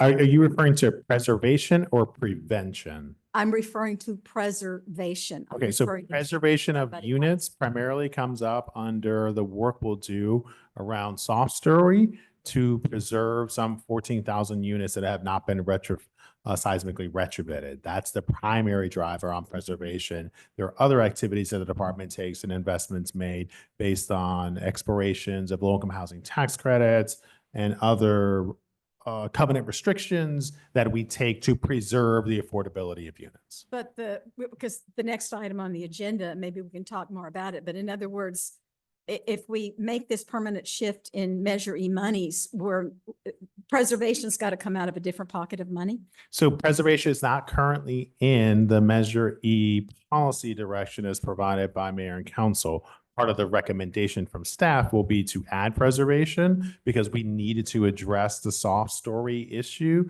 and to leverage other federal funds. But since no other federal funds are currently available, as FEMA's going through a change here, and we don't have anything to leverage. I understand. I Yes, understand I guess what I'm trying to say is, I don't know if anybody remembers Sophie's Choice. It was a book and a movie. This is a Sophie's Choice for me. You know, there's no good answer and there's not enough money to do it all. But to me, the only savior is if we can come up with more cleverness in terms of preservation. So I just wanted to get that out there. And I will finish with just this comment. I haven't ever seen any long-term evaluation of what I refer to as lost opportunity cost. If we're not funding, and you will recall, we had about a dozen projects last time when we looked at, that weren't funded because we had reduced Measure E. And we talked about those. It showed the total cost of the project and what we would have had to put in. We were only able to fund 4. I just wish that somebody would reference those lost opportunity costs. I mean, where does that money go? Does it go to another city, another place? And do we just lose out permanently on these projects? And I don't hear that. And I did appreciate your comment. For years, we averaged out 110,000 per unit. So it may cost $1 million a unit, but it doesn't cost our general fund that. So That's not the burden on our general fund. I think we're up to 330. it's per up unit. to well over, more than likely at a baseline number is going to be a 225,000 per unit, and some projects exceeding 300,000. And that is just the city side. So when we talk about public subsidy, we also have to look at what are county contributions, what are housing authority contributions, what are state tax credit contributions, and that totality of number it typically exceeds over 75% of the total cost of a unit. So when you look at what does it take to build affordable housing, 75% of that 900,000 plus cost is public subsidy, and our funding only provides a cap. Forgive me for being selfish, but I'm just thinking about our general fund that's our city services. So that's the cost. And I would appreciate having those details teased out more carefully when they're presented to the public. I think that's really helpful. And again, I won't say anything else. The chair's not gone, but I'm going to quickly finish. If anybody wants Measure E detail more, believe me, I've got enough to just drive you crazy. So thank you very much. Commissioner Trent? Thank you. So I think part of the reason why there's always so much emotion around discussions of homelessness is, one, I think everyone experiences it, right? People experience it by where we see it. Some of us have lived it. I mean, I myself, I just don't talk about this often, but I used to live out of my car as well, right? And it wasn't because of drugs. It wasn't because I was in trouble, right? It was because I wasn't in the right headspace. I lived in my car. And what got me out of that was at the time, Council Member Ash Kalra letting me stay with him 2 months rent-free just to get my head back on straight and get things through. And so I think that's where we speak passionately about this. And it's also in that light, though, that all of the decisions we make around housing, it's hard to hear that our objective is all short-term. I think everybody wants to see the problem solved. But we also have to acknowledge, and as Commissioner Finn said, which, by the way, that can lead to a whole philosophical debate. I think that'll be fun to have. Right? You know, we're not addressing the root cause if all we're thinking about is where can we put people in a place for a few months at a time. So, and also, I just want to reiterate here, let's not pretend that there wasn't an actual promise made with Measure E, because the council adopted its Measure E allocations in December of 2019 before Measure E was voted on in March of 2020. That was part of the package. And why did we go with a general tax? Because there was a strategic decision made knowing that getting to a higher threshold probably wasn't going to happen. So if we're going to play these games, we have to honor the promise. And that just hasn't happened. One thing I am considering here is this. I mean, I recognize why, actually, when I met with Director Sullivan, there was a particular discussion around the need for an ad hoc. And part of the discussion point was, like, staff have their hands full trying to get through the whole budget process. And I want to respect that. Clearly, the evidence of this report itself shows the amount of work that goes into it and the amount of work that still needs to happen to get through this. What I'd like to offer here is emotion to actually try to get us to a position tonight without having to go through the ad hoc and to get a decision in soon enough to hopefully impact the council's decisions as well. And based on the conversation that I'm hearing, what I'm going to move is I'm going to make a motion that no reallocation of Measure E funds be permanent. And that whatever spending priorities the council has, that it be done on, that for this year, it be done for a one-time allocation only, because we still need to go back and honor that promise of Measure E. Whatever flexibility we're trying to play with right now, we can acknowledge that there's maybe a need here, but we absolutely should not be putting all of our funds into just shelters. So my motion is that whatever allocation the council agrees to, it is not permanent. I have a point of clarification. Is the council actually voting on making it permanent? I didn't think that was the case. What is offered, as articulated in the presentation, is to make a permanent shift. That's what was in the March budget message. The directive also included for staff to come back with what are the various considerations of that permanency, what are triggers to go back to affordable housing, as well as other options around the best utilization of those funds because of the fluctuations within Measure E taken vis-a-vis, so where are our fluctuations and costs around operating. So it's a more complicated question than just permanency versus not. It's more of what are the considerations, how do we structure that language, and where are the triggers of going back and forth.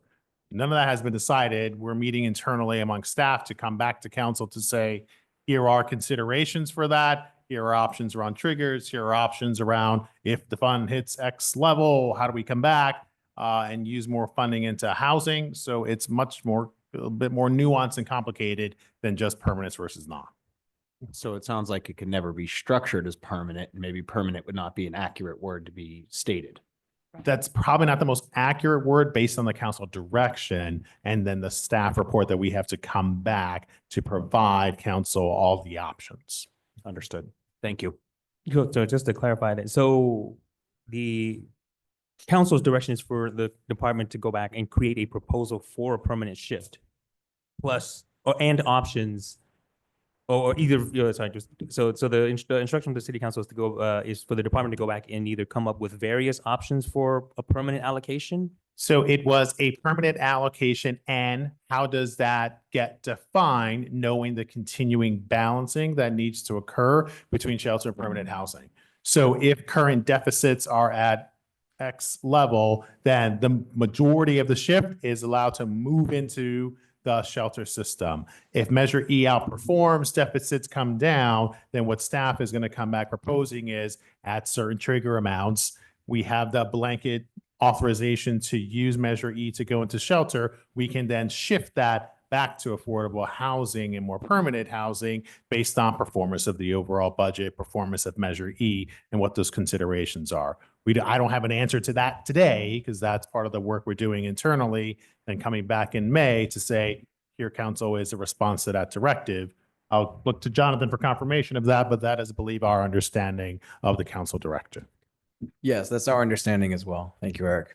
Okay. Well, and then under that framework, it sounds like the priority is to continue the operations of the shelters rather than to get to permanent or longer term solutions, at least in terms of the priority order, right? I'm not sure I understand the question. So the priority as directed by council was come back to us to say, we have to fund shelter because we have a budget gap. That budget gap is primarily driven by the cost of shelter. So you staff come back to us to say, how do we give you authorization to cover that gap this year? Probably next year. But let's say Measure E outperforms because treasury yields drop, interest rates drop. Therefore, cost of housing goes down. Therefore, more people buy and sell homes. Therefore, Measure E outperforms than current projections. It meets that mark. We can then create and come back to council to say, when it hits that mark, that overflow of additional funds from Measure E goes into permanent housing. That's why it's not entirely descriptive and accurate to say it is a permanent shift. It's more of a permanent authorization that if revenues continue to crater, if we end up in a recession due to all that is happening in the global economy today, then yes, the majority Measure E is going to help fund gaps caused within the global budget by our Measure E system. But if the economy turns around, Measure E funds go up, and there's a surplus funds, what's that number that it hits to say surplus? Now all that goes into affordable housing. So it's a balancing act.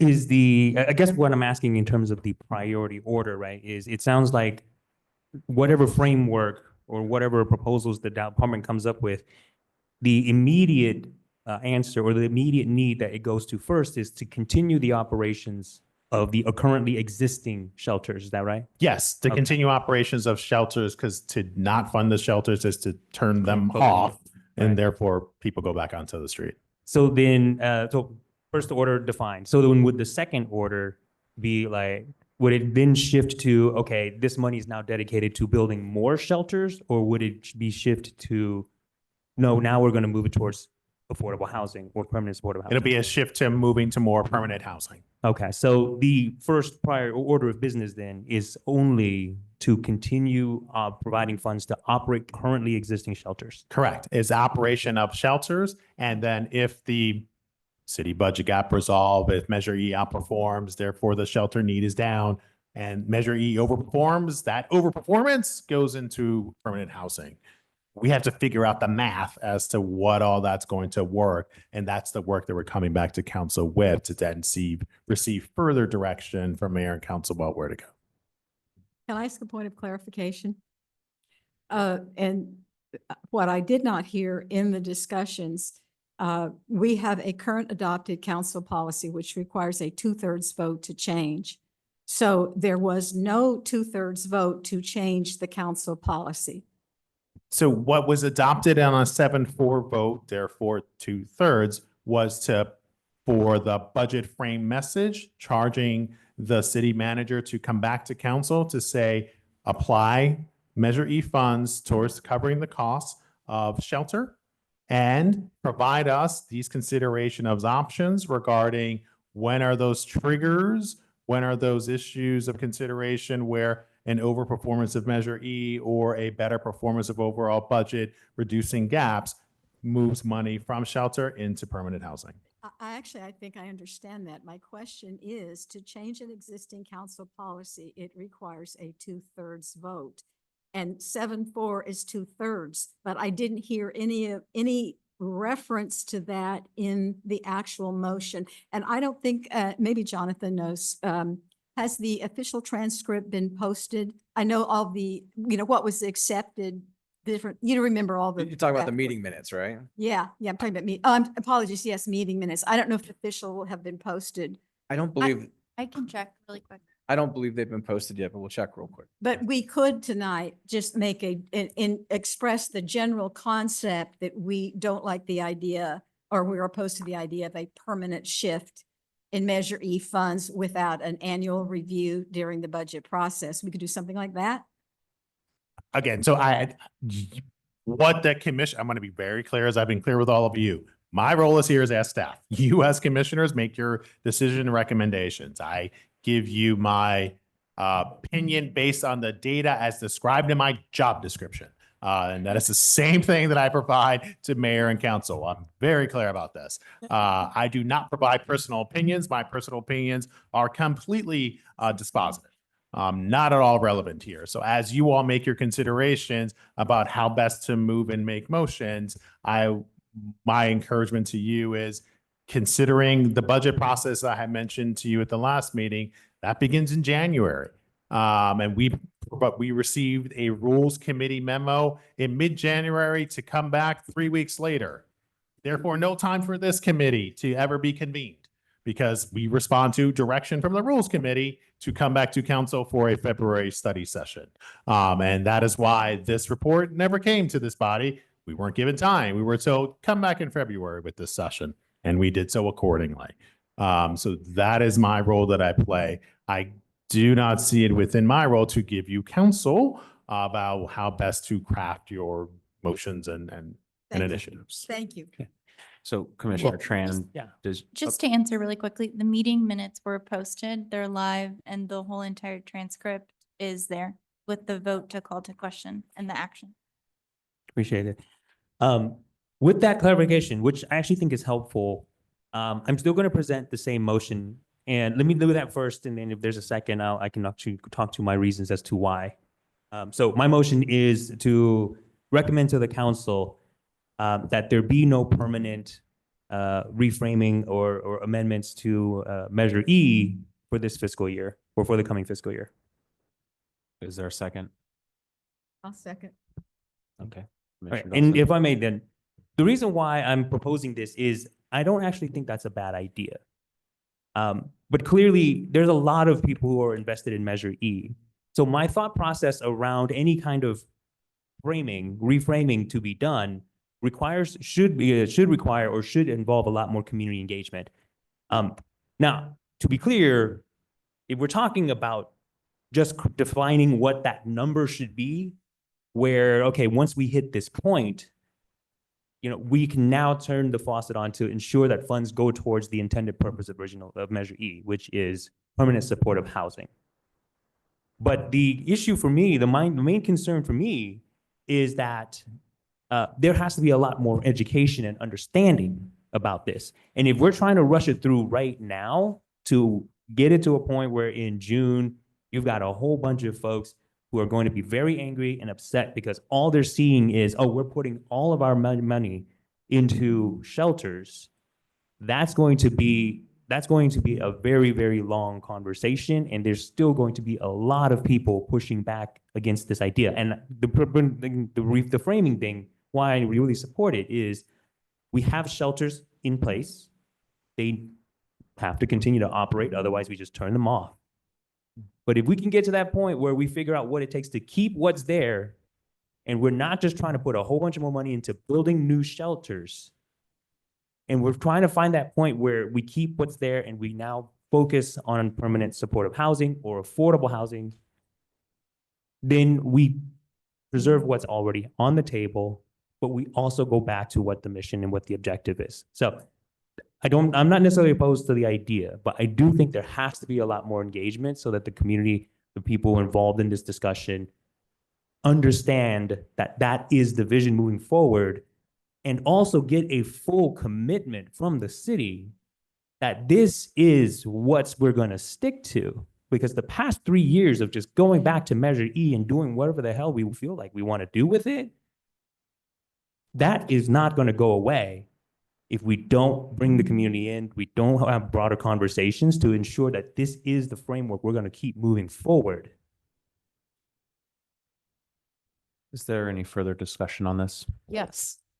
Commissioner Moore? So I read the ballot measure and shelters get the same weight as permanent housing. I want to repeat that because you guys keep saying that's not true. The intention is to house people, whatever. I like the direction the council's taking. I'm going to vote no on this and let the council do what they're doing. Any further discussion, or can we go to a vote? Can I chime in here? Yes, please. Thank you. So I've heard a lot of discussion, a lot of comments have been made, and thank you for the discussion. Some of the comments were, made said the council hasn't taken into account the advice of this body. I just want to say, I don't think that's true. We've definitely read reports. We've listened. We've read different letters, different memos, even listened to Housing Commission meetings to listen to the discussion here. And so not voting the way that the commission wanted us to vote is very different than not listening. So I just want to point that out, that we definitely listen. We value this discussion and many others before. So I wanted to point that out. Number two, from our council position, Councilmember Dwan, Measure E was written as a general city services. That's what it was. We've spoken with city attorney about that. That's why we continue to have this discussion. It's about city services. And it's the privilege of the council to decide how that thing is allocated. So having this commission state, maybe you should have more community outreach. Maybe this thing shouldn't be a certain way. That would be advice to the council, and that would be welcomed. So there you go. Now, additionally, we have a lot of people who are homeless. Too many. We're in crisis mode. We haven't acted like we're in crisis mode, though. We're very slow to respond. Permanent supportive housing takes, 4, 5, 6 years to build at a cost of about $1.2 million per door. That's a lot of money, a lot of time, and not a lot of return on investment. Measure A was promised $950 million solves homelessness. That's what it was. $950 million from the county, leveraged with the state, leveraged with federal money. We're going to have enough money to build up everything we need to solve homelessness. A lot of people on the streets, a lot of people in our district are saying it's worse than ever because it's too slow. It doesn't react. And that's why Councilmember Dwan has been pushing the pre-engineered modular shelter. He wants to see people get sheltered quickly. These shelters, pre-engineered structures, can be built in a matter of weeks.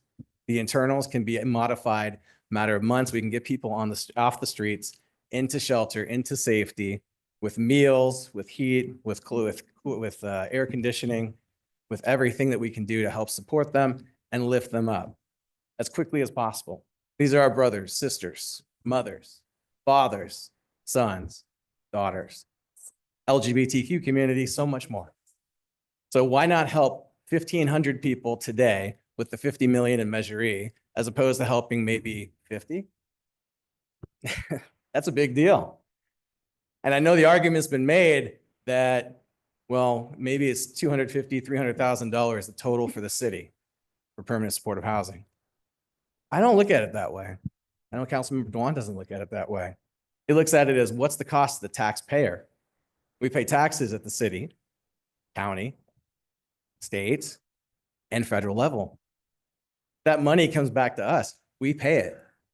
So that's why we're advocating for a smarter solution. We thank Eric. We thank the housing department. We thank all of you. Thank you very much. Vice Chair Partita. Yes, I just want to say that I don't support the permanent shift. One, because I work in public health, I work in prevention. And since the first meeting that I came to, I did notice that we do not focus enough on prevention. Providing shelter is not prevention. I would support this shift if maybe there was allocation about providing people on becoming homeless. That's prevention. How could we stop someone from not ending up on the street? That's prevention.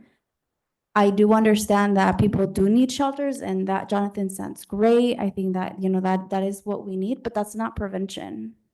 And that's why I don't support it. Because people are on the streets, people should not even be in the streets in the first place. How can we get to that so that people don't end up dying? Like, there's people that die out there and we don't even know their names. Like, how sad is that? Like, you die in the street and there's nobody knows your names. Like, that's really sad. And I don't support this because, again, this is not prevention. This is secondary, tertiary. And as a public health professional, I'm not going to be able to support that. Just want to comment on that. What is the percentage breakdown? Is there a percentage for prevention? 10% is in the March budget message for prevention. Yeah, that's what I thought. Thank you. Okay, call to vote? Call the vote. Call to vote, that's what I said. Yeah, thank you.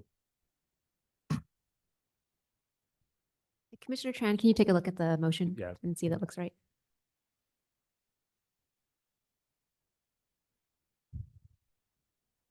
Yes, that's correct. Okay. So I'm going to Min- take the, Mindy, can you reread the motion, please? yeah. And so the motion is to recommend to the council that no reallocation decision of Measure E funds be made permanent for the coming fiscal year. Okay.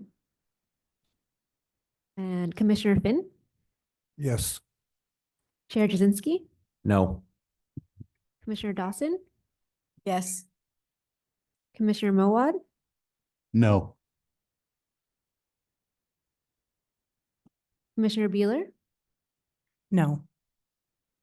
Vice Chair Partita, Yes? Commissioner Tran, Yes. Commissioner Moore, No. and Commissioner Gabriel. Yes. And the motion passes 5-4. To follow that as well, since the recommendation has already been made to the council, I'll move to rescind the action that we took last meeting to create the ad hoc committee. I will second that. Any discussion?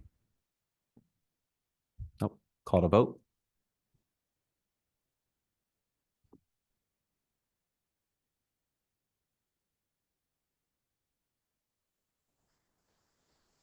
And just to clarify, I believe to rescind a prior adopted motion that does require 2/3. Thank you for that clarification. I'm sorry. Can you? You said it requires 2/3 vote Oh, in order to rescind and ad hoc. okay. So the motion is to rescind the Measure E ad hoc committee. Commissioner Finn, Yes. Chair Jazinski, Yes. Commissioner Dawson, Yes. oops, Commissioner Mowad, Yes. Commissioner Bueller, Yes. Vice Chair Partita, Yes? Commissioner Tran, Yes. Commissioner Moore, Yes. and Commissioner Gabriel, Yes. and the motion passes. Thank you. Any other motions on this? No. Okay, can I move for a 10-minute recess? Yeah, thank you. I appreciate Chair's that. prerogative. No. Okay. Never needs to be read.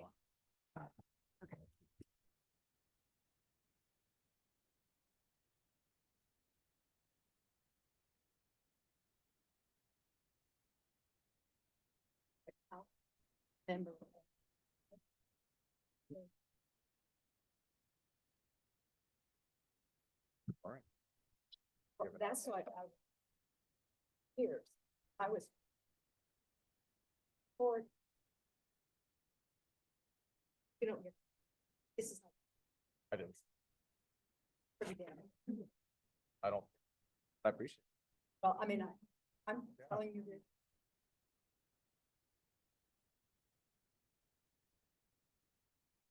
Of your phone. So. That's. Hold on. There was a. Think of-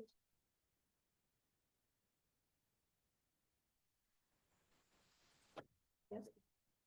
Apparently, he sounded just about as I know you just spent a long time. Never heard any. I didn't say how to vote. But this is Councilmember Juan's opinion. This is our position. I was hearing a lot of missing.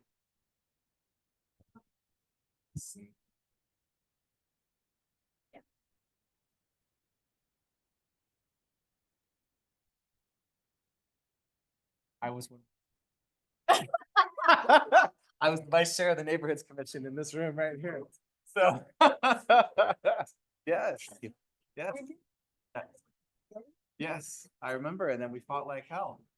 We fought like hell and we stopped it. Yeah. I understand. I thought so. You still want to have lunch? Yeah, I do. I'll even buy. Yes, I probably will. So, all right, we'll just go Dutch. Okay, you too. Thank you. So I appreciate that. Thank you. Thank you.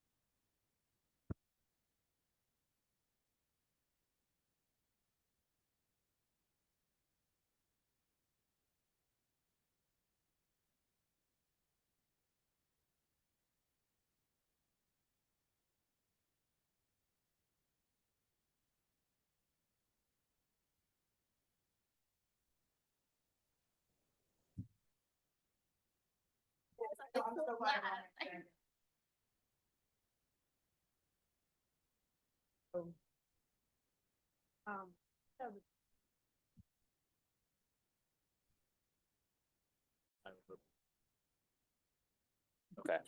All right. The Okay. California. One second. I looked- Commissioner, one second. Commissioner Moore, I'm giving you another opportunity to speak on Measure E as I overlooked the opportunity after the motion to give people an opportunity to speak. So please feel free to speak. I looked up who was responsible for mental health care in this, and in this, it's the state. It's called the California Department of Healthcare. And what concerns me about adding another tax locally and going for another tax locally is this is really a state responsibility. Not, we're taking on too much burden as a city. I'm not disagreeing with the direction. I'm just saying we should get more funding from the state. That's it.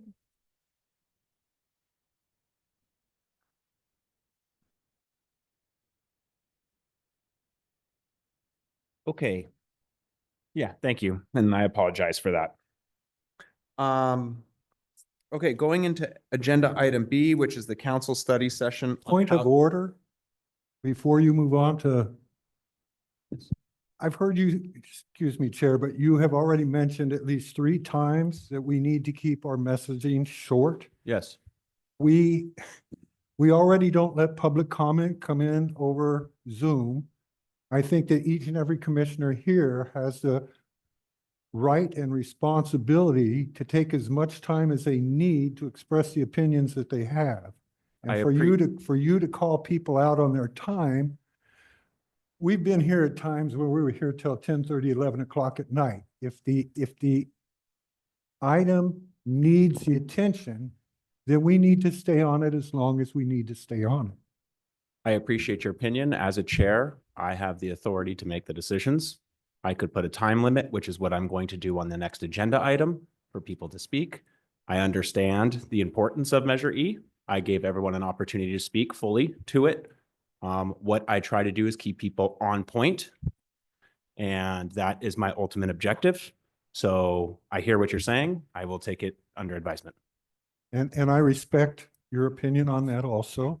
And I also respect that you have kept these meetings at a very reasonable time, where in the past we have gone on and on and on and on.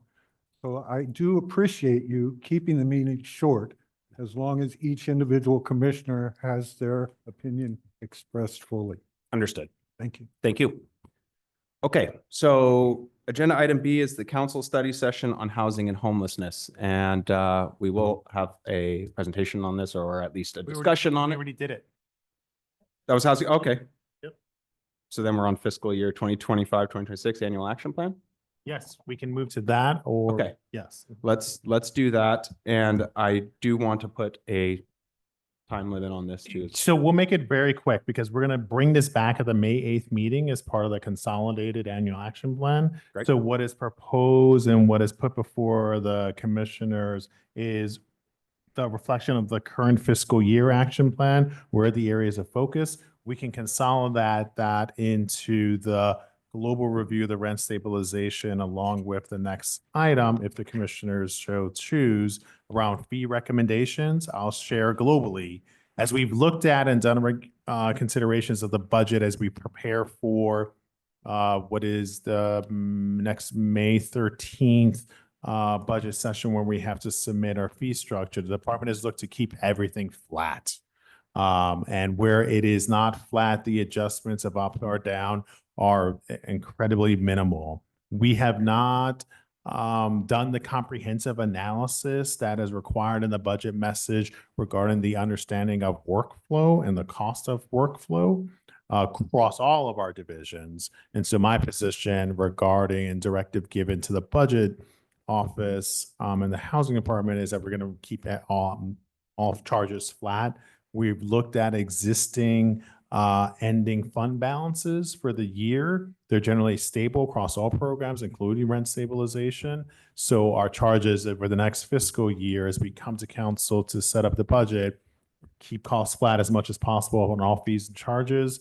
We know we have sufficient ending fund balances to carry the year over if there are any overcharges. And then how do we then do and execute the actual workflow analysis to understand our greater costs? So that's the brief summary. Okay. Thank you. So that is the summary of fiscal year 2025, 2026 annual action plan. I will go around the room. I will give each individual 5 minutes to speak on it for their time. Mindy, I would ask that you would put up a clock, and I will start on this side now. And for how long, the timer? 5 minutes. 5 minutes. Yeah, please. No comment. No comment? Okay, well, that's easy enough. I don't have any comments, so I will turn it to Commissioner Moore. No comment. Commissioner Moed, Commissioner Tran. Well, okay, so much for the timer. Commissioner Dawson, Commissioner Finn, No comment. Commissioner Beeler, and Commissioner Gabriel. No comment. Okay. Looking at the agenda, no, it was 5 minutes. We went around. Yeah, I already asked her. She started, no comment. Looking just real quick, Eric, given next meeting, and I know we have new business to discuss, so I'm just asking a quick question here. We have Measure E spending plan. We have moderate income workforce housing strategy status report, which I think people will be discussing pretty heavily here. And draft amendments to citizen participation plan, which I know some people are heavily involved in. I would say, given that that last one did not take a lot of time, that we just push forward. So that way, yeah, okay, perfect. So I would like to move into new business then. Oh, Emily's no longer here. Yes, I will go through it. Thank you so much. Okay. I had to relieve staff. Yeah, no worries, no worries. New business, agenda A, which is the rent stabilization program budget fee and recommendations. The action is to review and provide possible recommendations on rent stabilization programs, proposed fee structure for fiscal year 25, 26, based on current cost projections and the mayor's March budget message. The annual apartment rent control fee increased from $76 per unit to $77 per unit. The annual apartment non-rent control fee remain at $23 per unit. The annual mobile home rent control fee increased from $30 per unit to $32 per unit. and fees in connection with withdrawal of a building under the Ellis Act ordinance to decrease from $2,833 to $2,619 per unit for up to 10 units, and increase from $951 to $957 per unit for over 10 units. With that, I will turn it to Eric. Okay, great. So thank you, Chair. So as we'll go through a very brief presentation here that just summarizes what is in the memorandum. So skip to the next slide here. So as the chair had discussed, the goal here, our charge on the ordinance to get to 100% cost recovery. And then how do we also ensure, and in that cost recovery, we balance out with sufficient ending fund balances as well. And we cannot charge any more than what is the cost in the program. As I mentioned earlier, we also have considerations around better understanding our cost of workflow, and we'll be going through that analysis, and that analysis is actually ongoing as we're looking to make improvements. So in the next slide, it quickly goes through the fee descriptions and just some history as how it is applied. Next slide. And then this is the considerations around the personal service, then the non-personal services. These are two factors within the consideration and setting the fees, as well as just the overall cost of the workflow itself. And the next slide here is just a brief history. Again, the intention here was to keep rates flat or substantially flat. You'll see a $1 increase in ARO, a $2 increase in mobile home. Otherwise, the fee remains flat. And then this is just a quick cost comparison of City of San Jose to other municipalities running similar programs and what is their total amount of staff. You can see overall, I'll just highlight the City of San Jose has one of the lighter staffs administratively. So we try to keep costs efficient. We're also making significant workflow improvements and analysis as we're standardizing policies and procedures across the board, and thereby are able to keep our per unit costs low. And then this is just a quick outline of when the public hearing is going to be occurring for the budget, which is May 13th, based on the proposed fees and charges. And across the department, we're looking to maintain flat fees and charges as we better understand cost of workflow. Then the last slide here is just a recommendation as the chair had out. Thank you. I will open this up for discussion. Vice Chair Partita. Just one quick question on the LA. I saw that there's no staff. How do they, how do they manage the program or programs?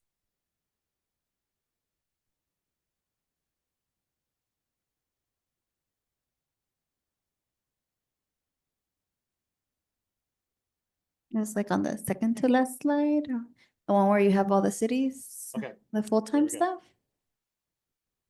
Yes, so the City of LA has alternative, the LA County has another entity that does the administration of the program. That's why the county doesn't have staff, but it's otherwise managed by another entity. Commissioner Moore. Thank you for keeping costs low. I really appreciate what you're doing. It makes a difference to our renters as well as to our owners who are keeping rents low. Commissioner. I'm sorry, housing providers who are keeping rents low. I second that. Commissioner Tran. Commissioner Roma Dawson, sorry. I was going to ask a lot of questions about the audit, but rather than go through the findings, could you, and you've got a little bit in here in the report, could you just maybe make some quick comments on how you're doing?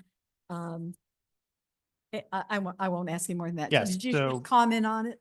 Part of the response audit required the adoption of the strategic plan, which the council has done. Under that direction of the strategic plan, we had to standardize policies as well as procedures for administration. So we have improved workflow to standard procedures. We are now going through the process of updating regulations for the TPO, ARO, and mobile home ordinance. We'll be rolling those out sometime in the fall as staff is working on those initial drafts now. So we are implementing the strategic plan, and there'll be significant and visible improvements to our overall customer service as well as operations. And then sustained initiative to keep costs low in order to limit sort of the impact on both housing providers and renters. Great, thanks. And if I missed it, I'm sorry, but could we get a link to the strategic plan? It's council. It's on the website, but we can also provide that. Oh, it's Yep. on the. It's on the Housing Department website. Thank you. Commissioner Finn, No comment. Commissioner Bueller. I just wanted to thank you. When I was reading this, I just thought that, wow, San Jose is really efficient. And if there's something, there's only two things I'm allergic to. It's actually penicillin and inefficiency. So I was very attracted to this. And I also believe it's been about a year since you've taken over our housing department. I just want to say you're doing a great job. I can really tell your leadership is apparent. So I just want to thank you for the year you've put in, and yeah, overwhelmingly I'm impressed by your department. Thank you. Thank you. Commissioner Gabriel. Okay, am I supposed to compliment you? Okay. Yeah, I actually don't have a comment. I'm definitely just getting acquainted myself with the housing department and learning and looking forward to the implementation of the changes. As a matter of fact, out of nowhere, I was dreaming what the future interaction would be for the community, or what it would look like. In my visual. Yeah, just walking around. So for me, it's about understanding and looking to the change that is being long overdue. Thank you. Giving that, I don't think there's any more comments. Do we have a motion? I'll make a motion to accept the fee recommendations as proposed. I'll second. Any discussion? Okay. We get a call to vote.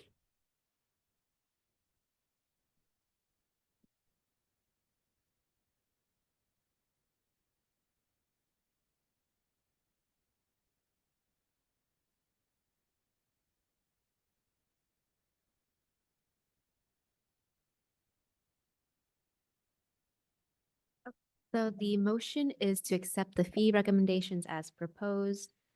I will start the vote count. Commissioner Finn, Yes. Chair Jazinski, Yes. Commissioner Dawson, Yes. Commissioner Mawad, Yes. Commissioner Beeler, Yes. Vice Chair Partita, Yes. Commissioner Tran, Yes. Commissioner Moore, Yes. and Commissioner Gabriel. Yes. Okay, the motion passes. Thank you. We move to the second open forum of the evening. This gives people an opportunity to speak for 2 minutes on any item that was not on the agenda, but under the jurisdiction of this commission. Given there's nobody in the public? Yes, Commissioner Beeler. I just want to say to any property providers that are listening, if you have tenants that want to have family childcare homes in your rentals, you do not have the right to stop them to do that. That is a residential use of their property, given the right is given to them by the state of California. And if you do this, I will find ways to come for you. So keep in order. Okay, thank you. Any other public comments? No. Okay, so quick thing on the meeting schedule. I believe we do have to make nominations for chair and vice chair next month, so we got to make sure that's on there as well, please. Okay, or I think we can also do it in June all at once, but if we want to separate I it. think you do the nominations first and then you vote in June, if I recall correctly. Okay, sure. Yep. I'll add that. Thank you. Okay, so last agenda item, which is the next regular meeting for this commission is scheduled to be held on Thursday, May 8th, 2025 at 5:45 PM in wing rooms 118, 120 at San Jose City Hall, right here at 200 East Santa Clara Street. Items tentatively expected to be heard are Measure E spending plan, moderate income workforce housing strategy status report, and draft amendments to the citizen participation plan. With that being said, we will adjourn this meeting at 8:18. Thank you very much. Thank you, Chair. Thank you, Chair, for your patience. Yeah, no,